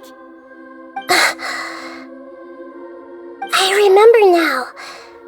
This is not just the Balladeer story. It is his very own memories. I made a backup so that it would be preserved no matter what happened. To become a god, he was experimented on and modified countless times. It was brutal torture, and the only reason he was able to survive is that he was a puppet. This memory was extracted from him by the scholars. Presumably, they kept it to have something to defend themselves with. Creating a deity was just the first step. Some of them wanted to be able to control it. That's why they backed up his memory for later use. I buried it deep inside one of my own dreams, and then hid it inside an allegorical story so that it wouldn't be altered. It's hard to believe that this person really existed, let alone that he tried to get rid of us on more than one occasion. Paimon has no memory of him at all. He completely vanished like a puff of smoke. The Balladeer agreed to help me look for information about the Descenders, and although he was unsuccessful, he still helped you. Before he vanished, he confirmed an important detail, that Conria was where your twin first came into this world. We still don't know how the change to Irminsul will affect the senior ranks of the Fatui, but in all likelihood, they won't even remember their own Harbinger.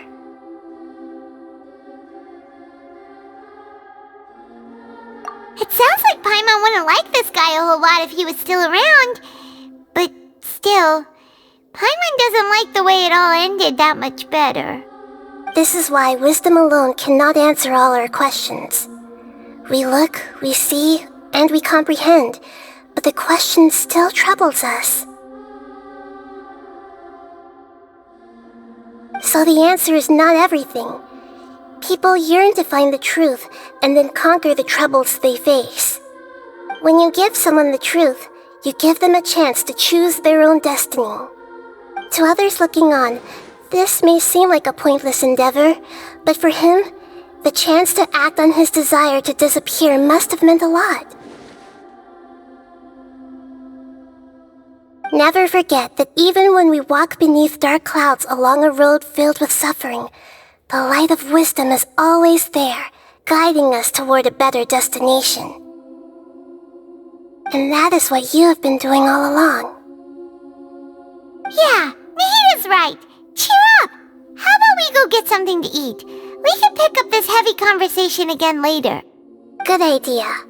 Paimon, why don't you take her out for a walk to clear her head? You got it! Come on, Traveler! You need to get out of your head for a while. You'll feel much better after taking a walk.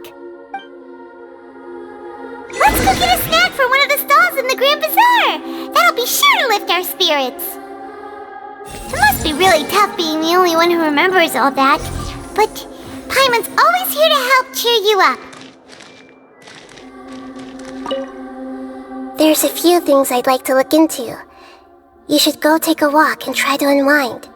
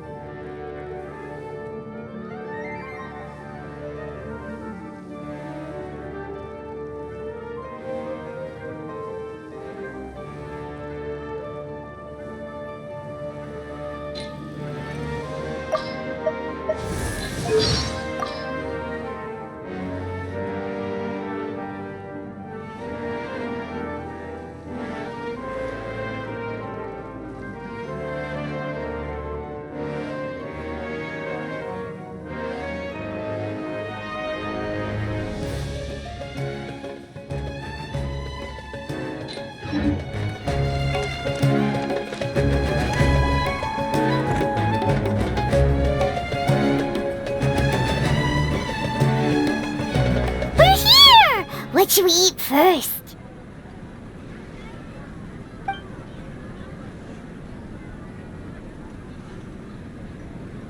Hey, are you gonna answer or what?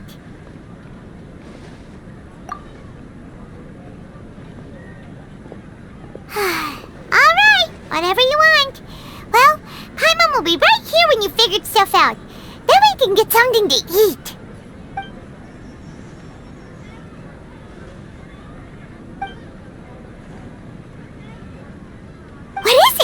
Have you figured it all out?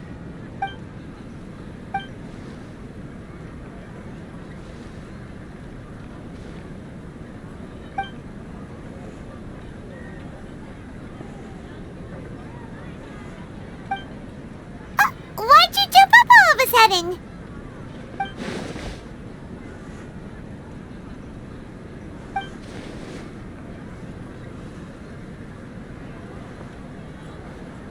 Excuse me, boss. There seems to be a small problem with the last bill.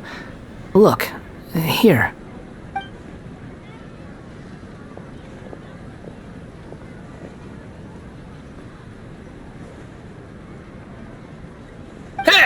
Hey, wait! You mean me? No, not you. That kid. Didn't you see? Little rascal grabbed my last 2 fresh Sunsetias and ran off. Look, if you're gonna help out here, you can't keep spacing out, okay? What is it? Work's too boring for you? Or has the big city got too many distractions? I wasn't paying close enough attention. Sorry, boss. I think you're right. Maybe it's the city. It's so exciting. It can be hard to focus. Who's that guy? You know him or something? He's who? You're a strange one, kiddo.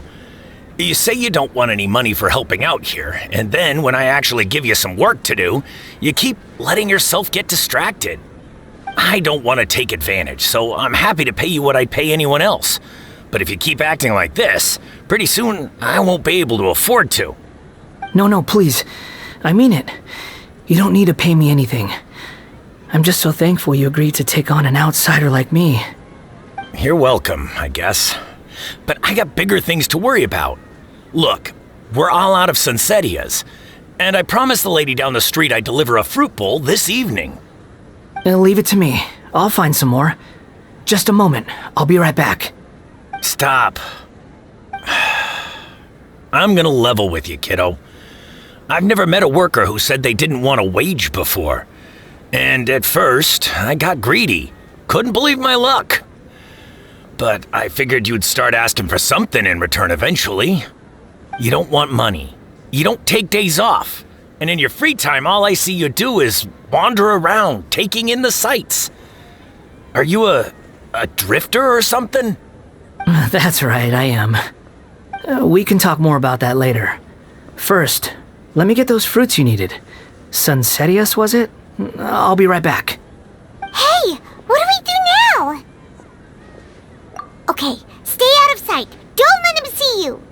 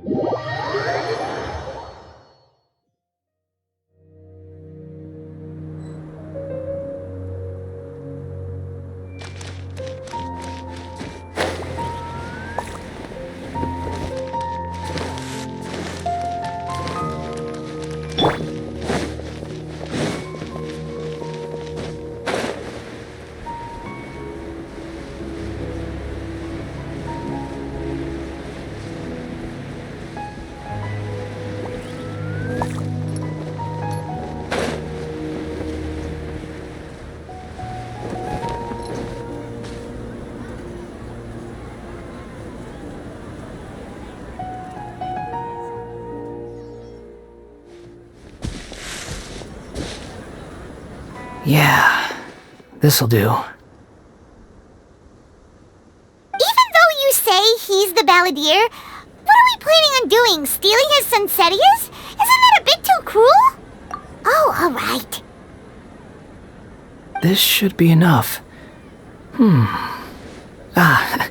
Guess I should wash them before I take them back. Huh? You two over there. Is there something I can help you with? He spotted us! You've been following me all the way from the city. I'd have to be blind not to notice. Have we met before? No, we haven't met. But you know me? I have no recollection. Are you absolutely sure?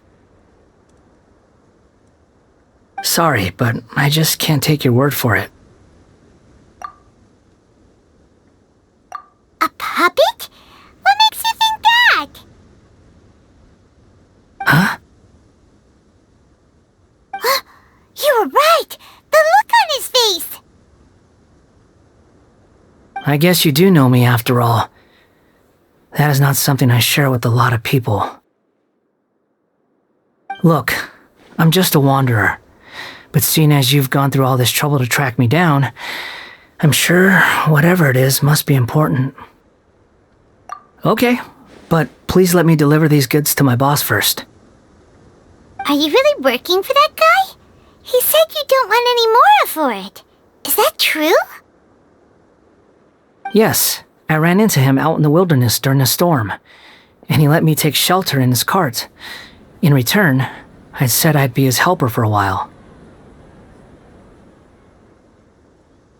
That's oddly nice of you. Let me take these back. Then I'll come with you, okay? Then let's return to the city.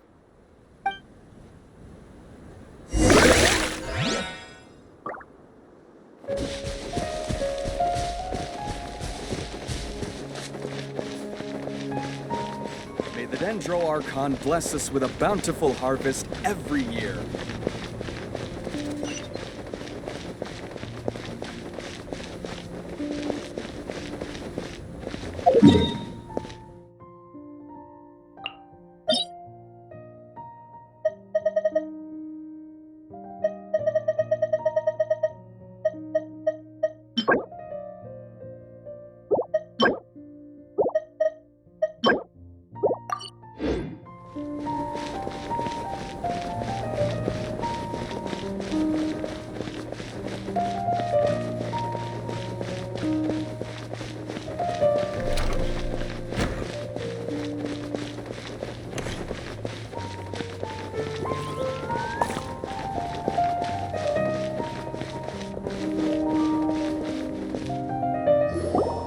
Here you go, boss.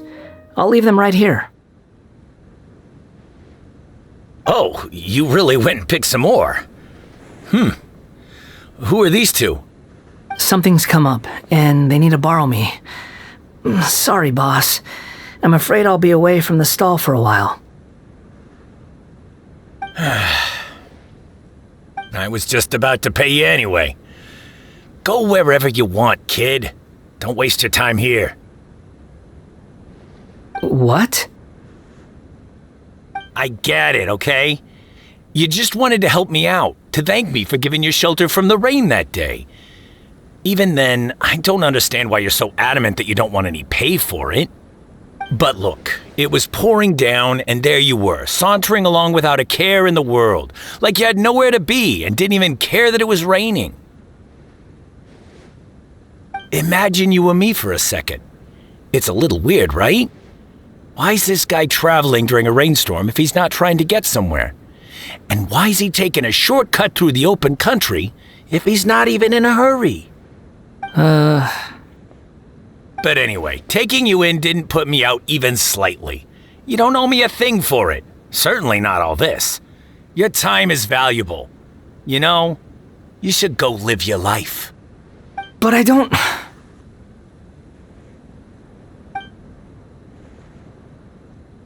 No, you're right. Then I suppose this is where we say goodbye. Thank you again for taking me into the city. Don't mention it, kiddo. I've run into all kinds of characters over the years. I just hope you find your path. Thank you. All right, done. Thanks for waiting for me. We can go now.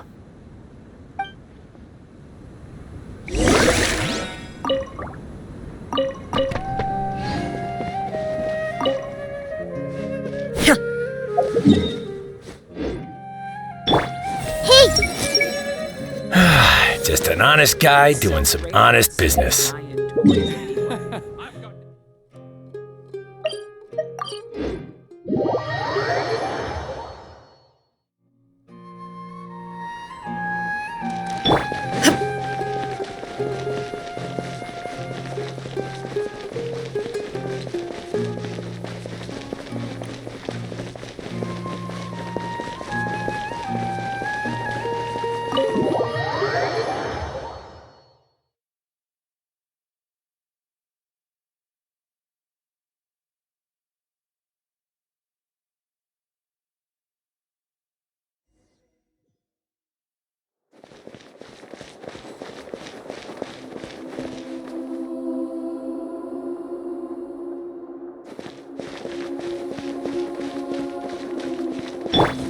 I see everything!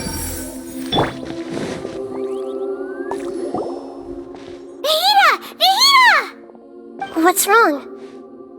Huh? Are you? Hello. I do apologize for the sudden intrusion. We found this guy in the street, but he doesn't seem to remember anything. So, yeah, quite an eventful walk.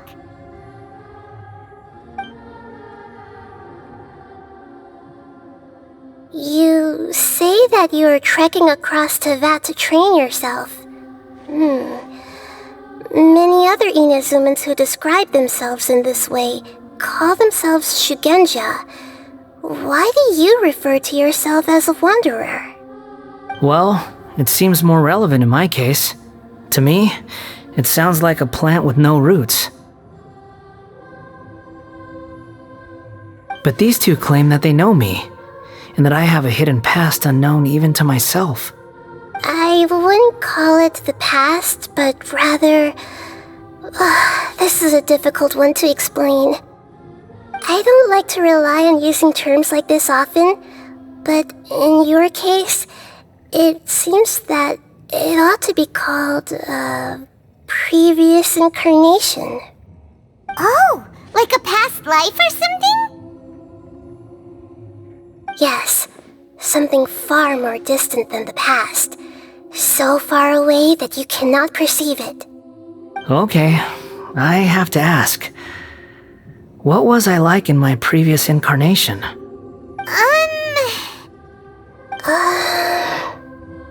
Oh, okay. I see. You want to tell me, but you can't bring yourselves to say it. Looks like I didn't have the most wonderful existence in my previous incarnation. If it's that difficult to talk about, I have no doubt it will be just as difficult to hear. But I'll be able to handle it. Please, tell me the truth. Is truth something you care a lot about? Yes. Then I'll be straight with you. In your previous incarnation, you did many things that would be considered evil. You nearly died because of what other people did, and many died because of you. As a non-human being, you hated gods and humans alike. You drifted from place to place, never able to settle, even where you found status and identity. You adamantly believed that you were missing a heart. Actions rooted in persistence sometimes bear bitter fruit. Sometimes, you have to let parts of yourself go, or you'll never be happy.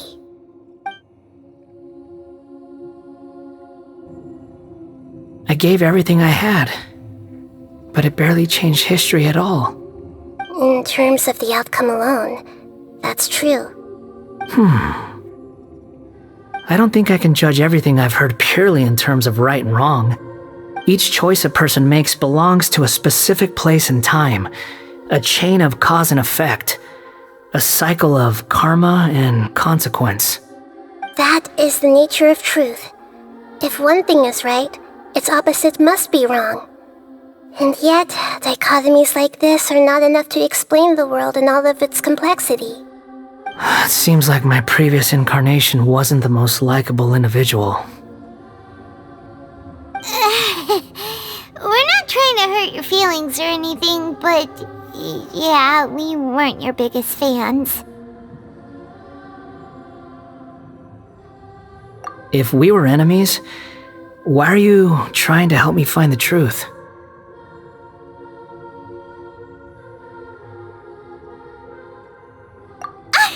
This is so frustrating! This guy's supposed to be our arch enemy, but now he's just some random stranger we met on the street! He's got so much to answer for, but we can't make him talk because he doesn't remember anything!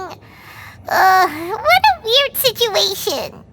Lesser Lord Kusanali, as the god of wisdom, I trust that everything you told me must be true. Yes, it's all true. I can even show you the memories themselves, if you're willing. Please, I want to see them for myself.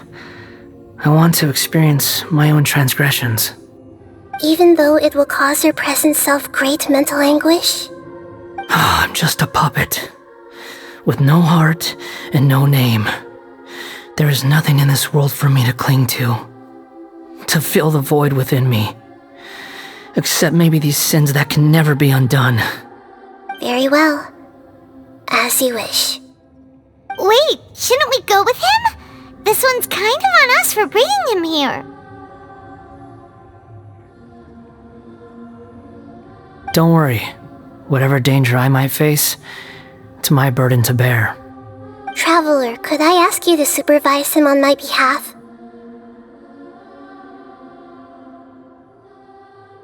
Oh, good point. Given your, unique situation, we'd better keep an eye on you. Understood. Thank you. Now, prepare yourselves, everyone.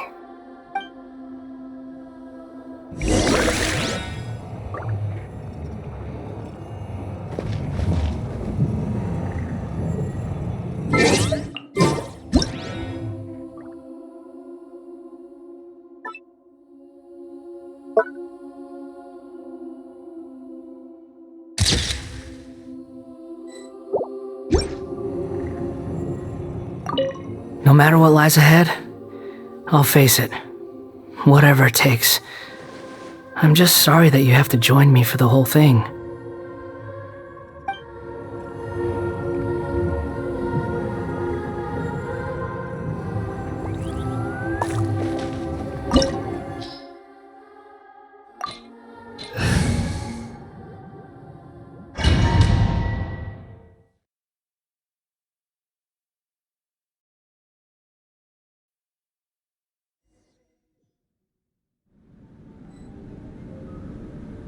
This looks like Inazuma. Right now, you're in a dream I created using information extracted from your memories. These memories will show you the raw truth, but be aware that enemies may react just like in the real world. Please be careful. Sounds like an immersive experience. It's a good thing we came along. You don't need to do this for me. I don't deserve your protection. We never give up halfway. Well, we had to once, but that was your doing.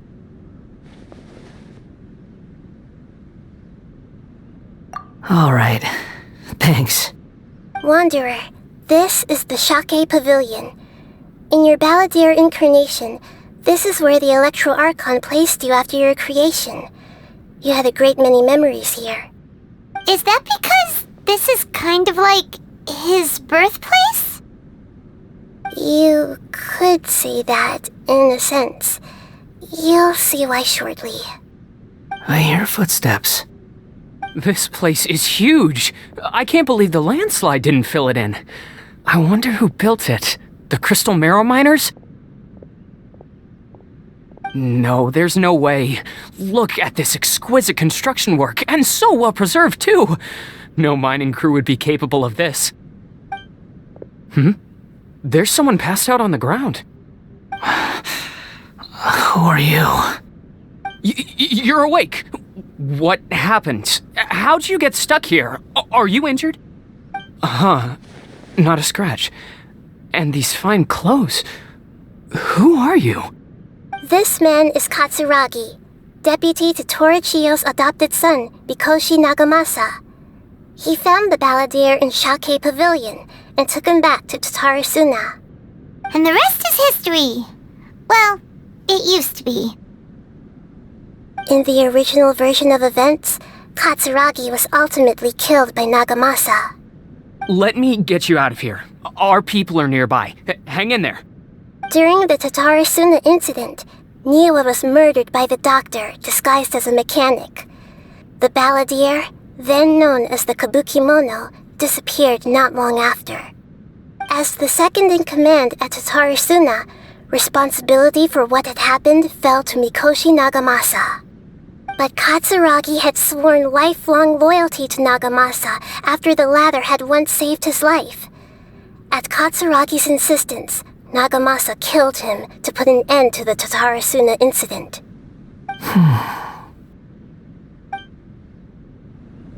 Katsuragi Katsuragi seems like he was a good guy.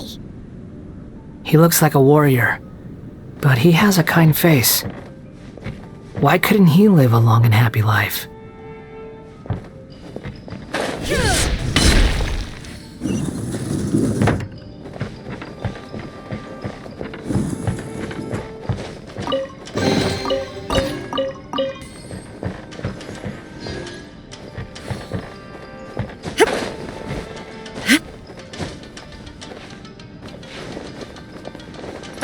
Nagamasa, I found this young guy in a cave sealed off by a landslide. He doesn't remember his name. Well, we need to call you something. I hear the workers are calling you the Kabuki Mono. That's fine with me. Katsuragi, report to Niwa. Tell him we have someone new joining us.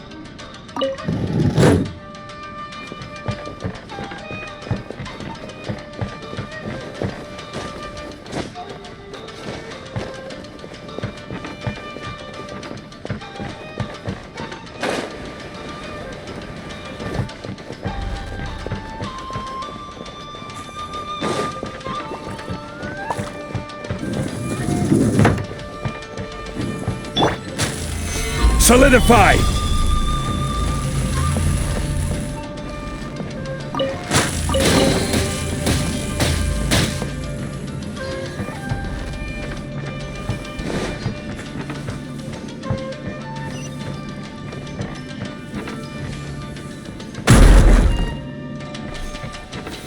Stabilize!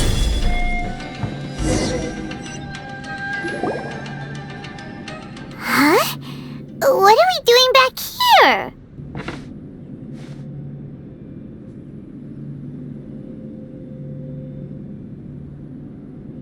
Whoa, this is where you were born? It's pretty, but there's nobody here. I was abandoned, like you. I lived here for a while at first, but there's nothing for us here. We can't stay. Okay. I heard my mom and dad used to make swords, but the factory manager died, and then my dad got sick.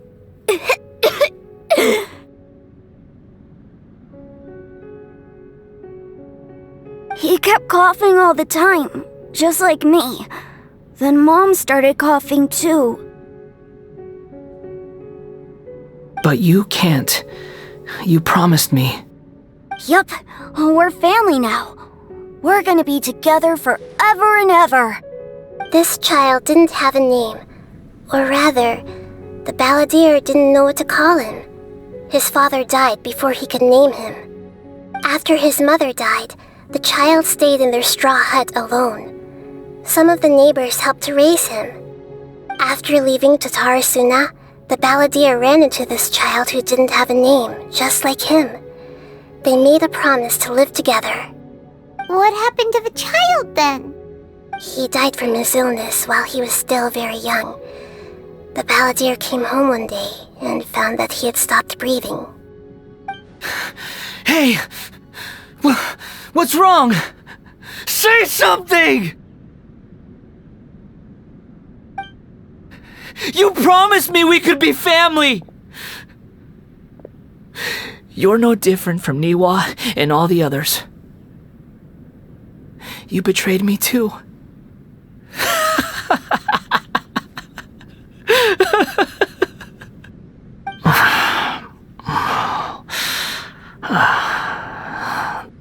The voices have gone. It looks like the memory ends here. Let's keep going.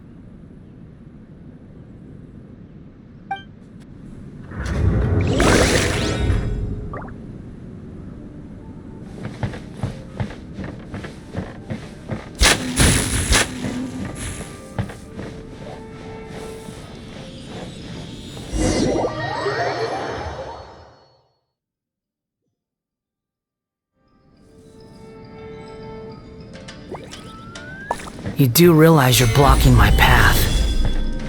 I come not to obstruct you. I've been waiting. What you are truly is a weapon. One that could be wielded with an iron will. Or you could continue to drift aimlessly. Are you trying to win me over? Long-fated rebellion has begun. Why not take your place at the banquet and join those who shall feast?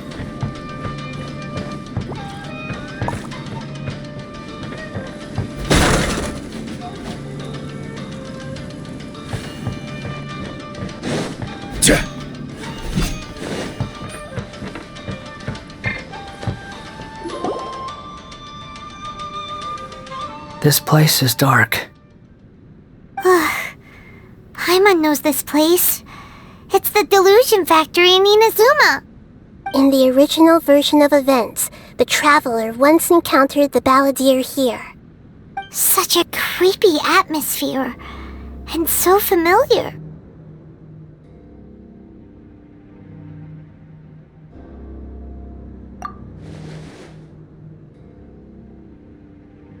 Hey, look over there! Well, well, my fair lady. Is this rundown factory and these incompetent fools all for me?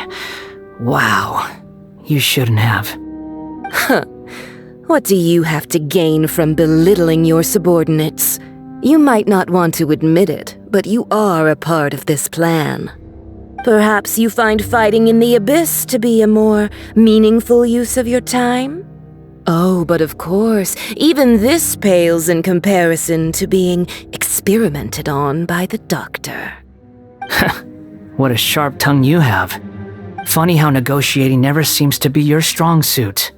For the task ahead, I suggest you keep your true feelings to yourself. Save your breath. I know what I have to do. I'm sure you think so, but I still think you need to hear it. Don't start thinking you're invincible, and don't let your emotions get in the way. Surely you're not worried about me. I just can't have you getting in my way. You and Child never fail to find ways to complicate things. I'm merely lighting a little fire in this chaotic nation. But you, being tossed out like trash, must make you want to destroy it completely. Do you remember the last time you were here? That was a lot of swordsmiths you killed. I'm sure the descendants of the Raiden Gokaden are still suffering the consequences now. Look at you. Oh, don't get so sentimental. Now, give that poor little tongue of yours a rest and stop pretending like you're above everyone else. Bye then. See you at the victory feast. Poor little tongue? She's playing with fire talking to me like that. Who does she think she is? Forget it. Someone might find me here any minute now. I should prepare to give them a warm welcome.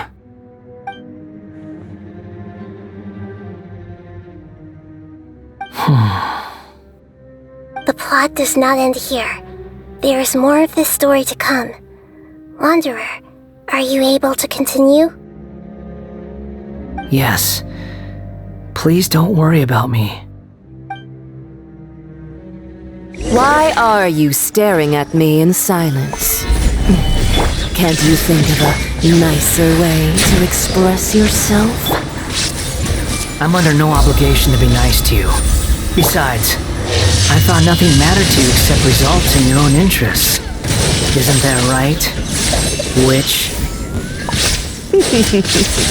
Muddle-headed puppet. You're only number 6 because you can take more abuse than other humans. Do you really count that as an asset? You're about as much fun to be around as a raging inferno. But before we murder each other, it'd be best if we finish our duties.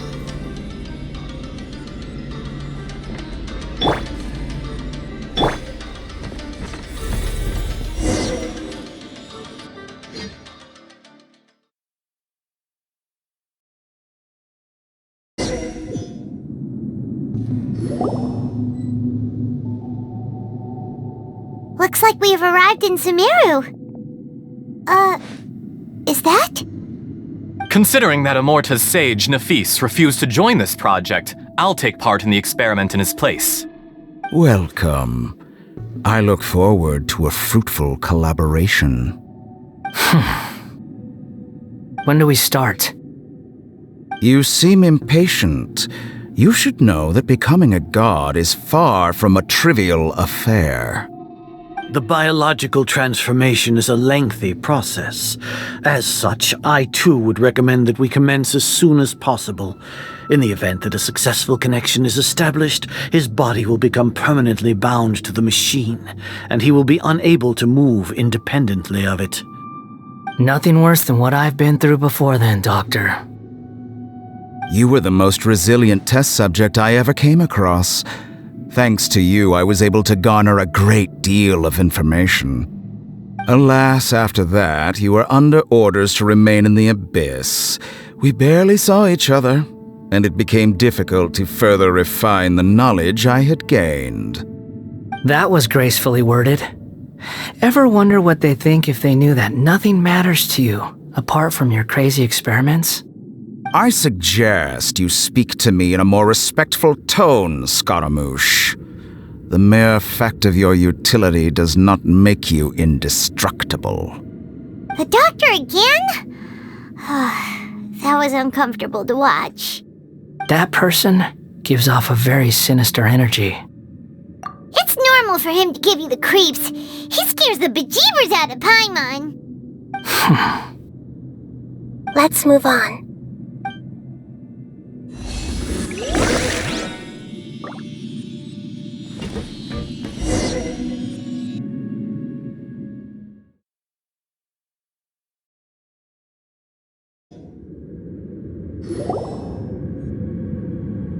You're a god. Do you think I'm evil? If you accept that he is you, just as you are you, then yes, you are evil. In your eyes, are there any differences between humans and puppets? Do you think there are any differences between your present self and your previous and future incarnations? If not, then what are the differences between humans and puppets? Whoever has tasted the joys and sorrows of life in the human realm is human. Whoever has loved and lost, cried with grief, howled with rage at the tragedy of death that eclipses the miracle of life, they are human too. I've seen enough of my past. If possible, I'd like to reclaim the sins that are mine to bear. No matter the consequences, I won't run from blame or punishment. Whatever I am due, let it come to pass. Can you return my memories to me? Huh? But won't that mean you'll lose your current identity? I've always believed that human lives follow a set of rules, with each person being a collection of past experiences.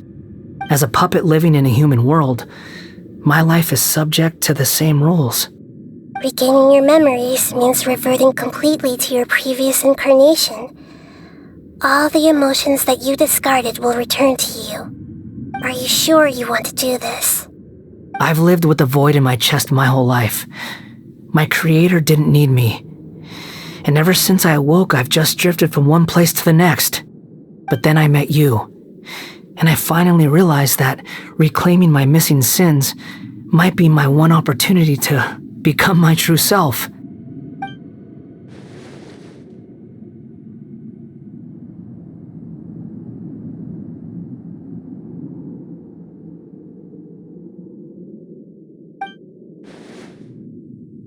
I've always felt I have an innate tendency to yearn for something more, in a way that goes deeper than for most people. But for all my soul-searching as a Shugenja, I've never fully understood it. Looking at it now, it seems that I brought this curse upon myself. So I beg you, grant me this opportunity to gain a purpose, to change my destiny, and end my wandering. Very well. Since your mind is made up, I will return to you that which is yours.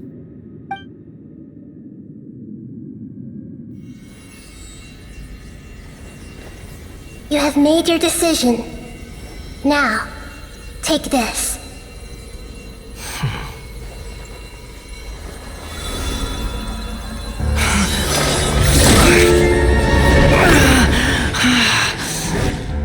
Set him free? A puppet? What's he doing here? You're a human as far as I'm concerned. Everyone's here. Wonderful. What a fine blade. Nagamasa will be thrilled. This is my...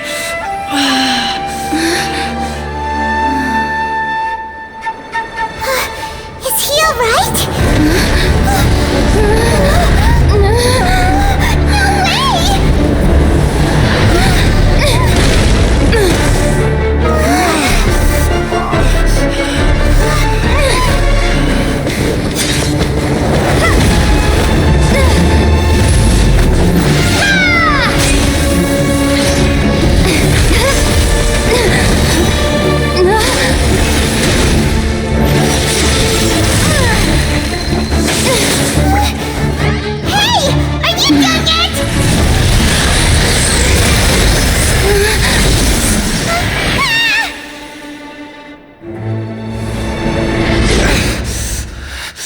All worthless dross will be purged. That's why this won't be the end.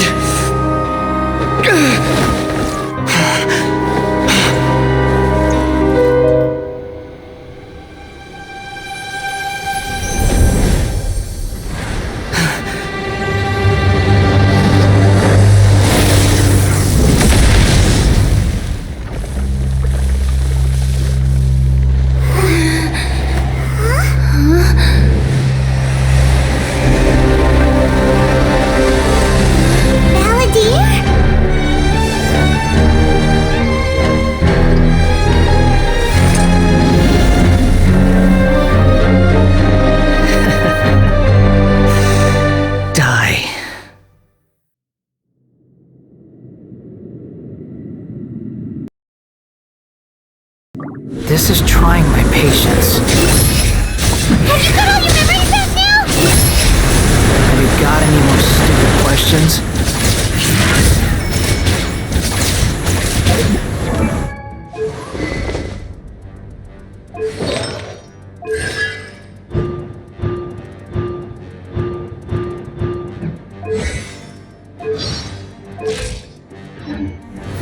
Behold! Perish!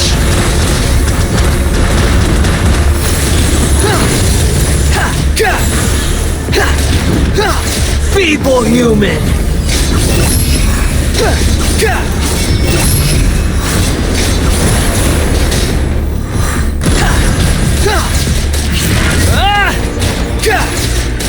The wind rises.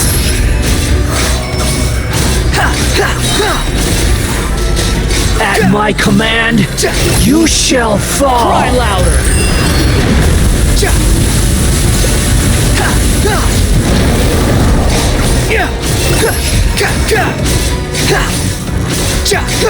Feeble human.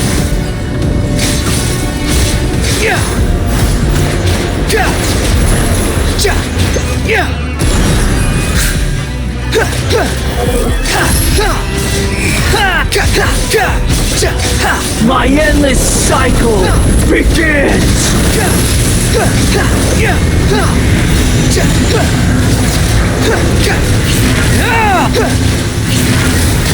Behold!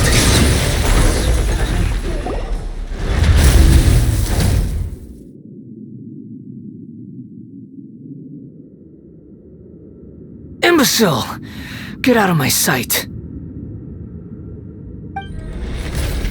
It disappeared. Did we win? What did you expect? I'd never lose to that. There's the tone of voice again. You're definitely back to your old self. Wait, but it was you inside that thing too! What have you got to be smug about? Sorry. I'm harsh on myself and everyone else. just the way I am.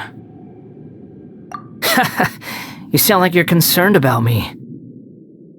But don't worry. Thanks to you, even if I didn't change a thing, at least I now know the truth. The memory recovery seems to have been a success. This dream has served its purpose.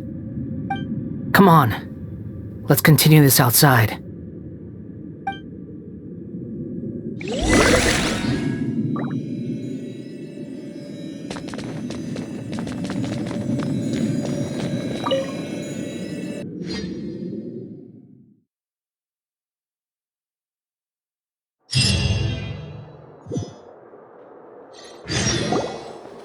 Welcome back, Traveler, Paimon, Balladeer.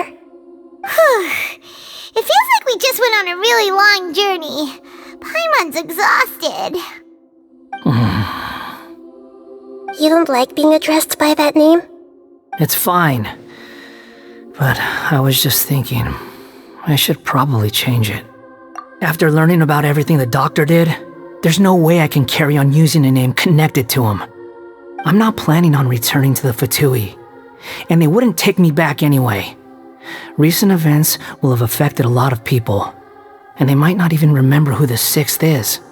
So, you're quitting the Fatui for good? It's like you said, Lesser Lord Kusanali. Everything may look futile, but it wasn't completely meaningless. At least I made a lot of people forget about me. But that doesn't mean your own past has disappeared. Of course. And your main goal, for which you gave up everything you had, you weren't able to achieve it. I hope you can see and understand that. Changing the world, changing the past, changing the fates of other people, these are not simple things to accomplish. What you are looking for is complete annihilation. But this is just a fantasy. Even if the Balladeer is removed from existence, the world will not heed your will. Indeed. How ridiculous. Do you regret doing all that when you've gotten so little in return? Even if I'm completely worthless, there's nothing in the world worth regretting. Lesser Lord Kusanali, you purposely left that information in Irminsul, didn't you? Yes, and I took pains to make sure that you'd acquire that information naturally. Why would you go to such lengths? You trying to win me over too? In all honesty, your past experiences have made you a useful asset to Sumeru and to me. Winning you over was indeed a part of my plan. But before that, I wanted to tell you the truth about your past. If all I wanted to do was use you, then I'd be no different from the doctor. Very clever. I guess you could say that's one of my virtues. Utility to others is what gives me worth. So if embracing my sins is what it takes to make me useful again, so be it. Oh right, I almost forgot. You're the good guys. You're into justice and all that. Sorry if I have a slightly different perspective on things, but I don't feel like I've been duped. The wisest leaders are fated to end up with the best helpers. I can live with that. I'm glad you're able to think of it in that way.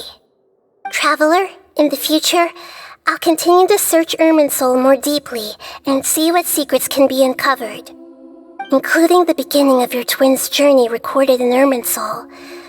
What exactly happened before and after that point? I want to know as well. I will try. Traveler.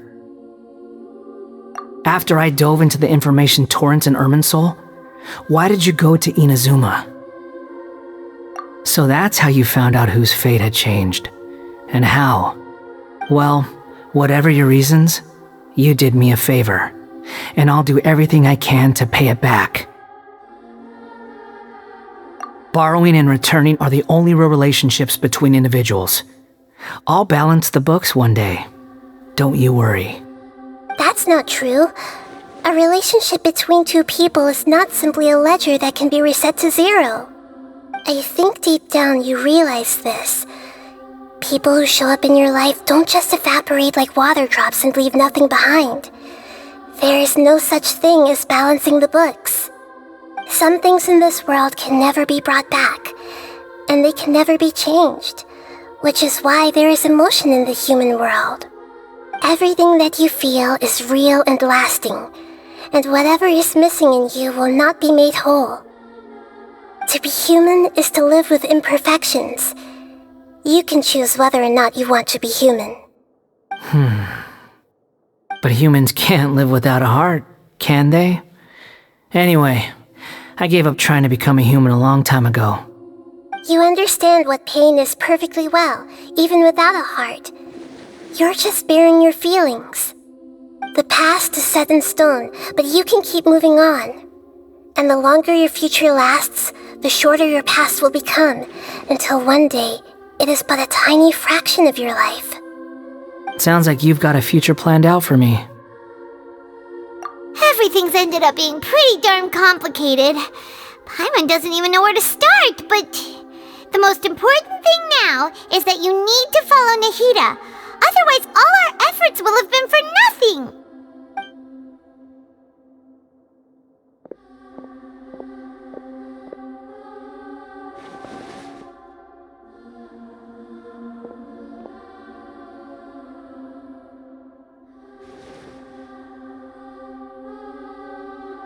Then I guess I'll be helping you from behind the scenes from now on.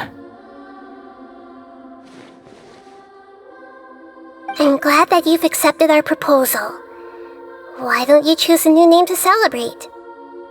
Ooh! Paimon wants to pick an ugly nickname for you, too! Why?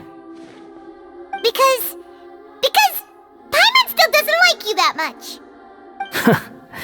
Then I hope we don't see much of each other in the future. A name is life's first gift. You didn't say it out loud, but I know that's what you're thinking. The Traveler and Paimon have helped you a lot. If you can't decide on a new name, maybe you can ask them for ideas. No, Paimon only does nicknames. If it's a serious name you're after, it's all yours.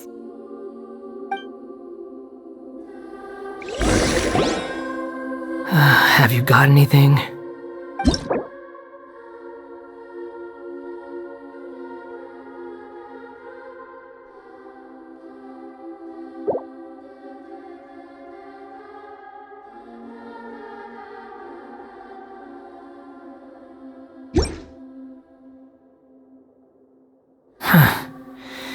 I have no need for these names anymore.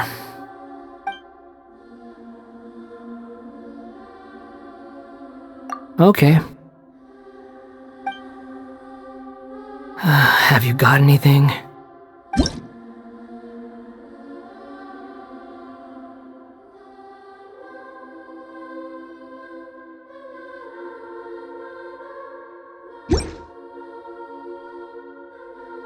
I have no need for these names anymore.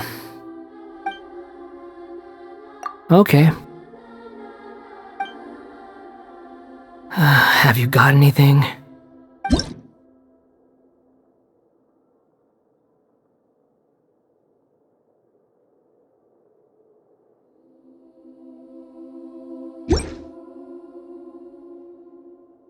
Are you sure?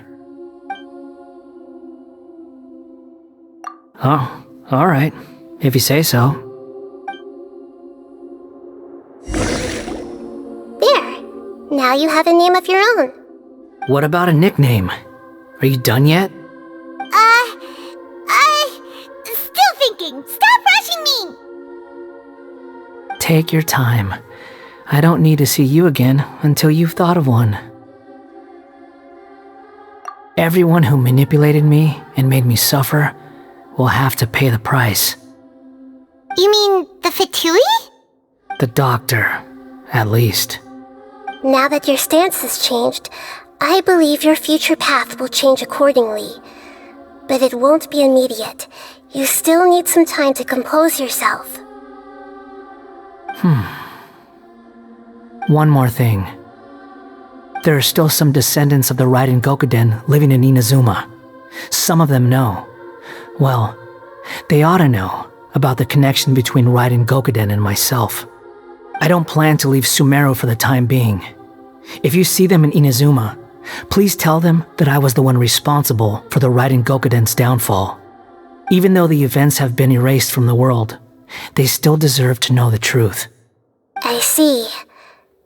That is up to you. Huh? But if we do that, then... It's fine.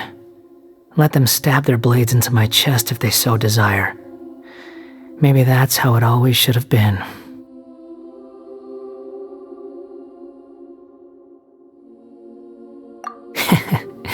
No nonsense. I like it. Alright, let's call it a day. Goodbye, wise deity. And you too. He's gone.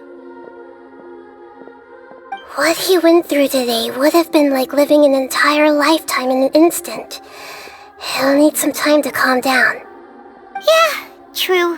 But even so, after everything that's happened, he doesn't seem quite as fierce anymore. So we can finally go eat? Paimon is starving. Thank you both. I hope you will find somewhere nice to go and relax for a while.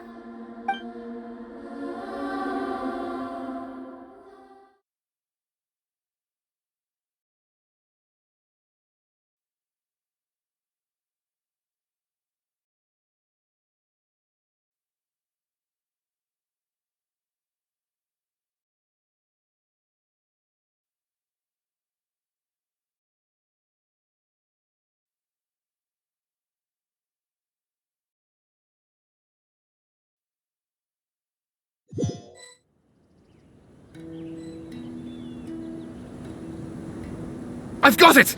I can end my novel with some words from Mikoshi Nagamasa.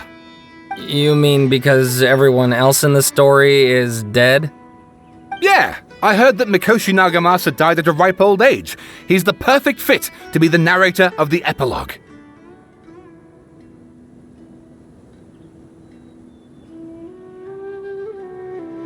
The dark clouds had dissipated, but they continued to cast their shadow in Mikoshi Nagamasa's mind for decades to come.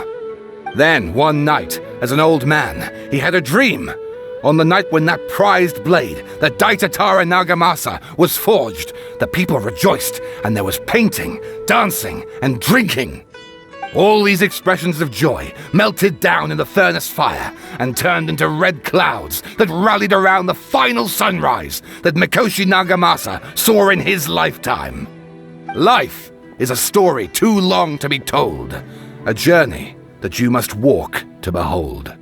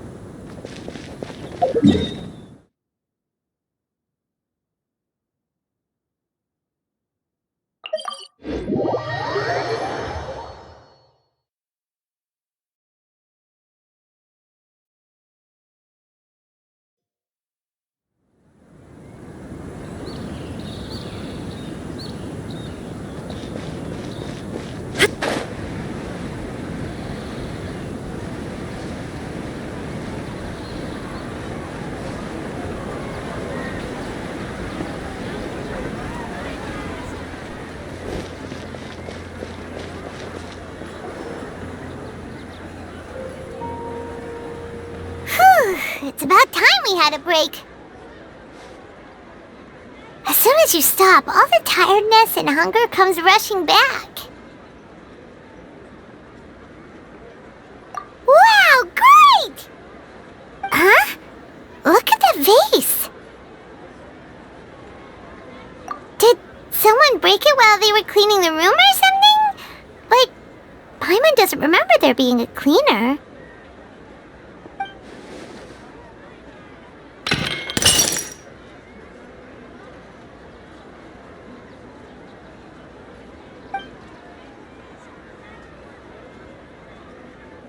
You sound lost and confused. I know why you are troubled.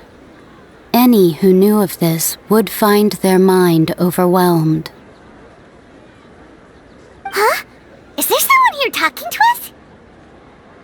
Unfortunately, the fate of Tevat cannot easily be changed.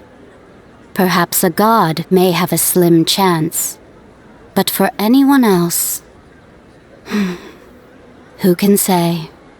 When a small animal runs into a tree trunk, though the tree may sway, it is not displaced. The same is true of fate.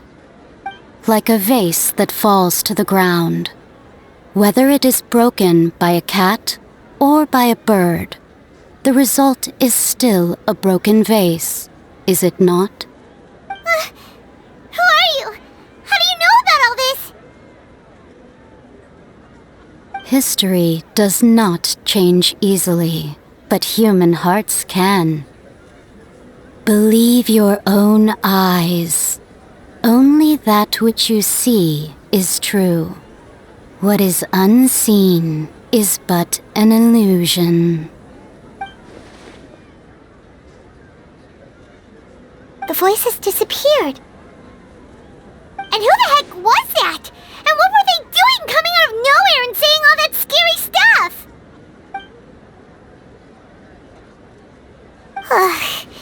Anyway, that face is still lying there broken on the ground. Should Paimon go get someone to clean it up? It feels wrong just leaving it there. Just a moment, Paimon will be right back.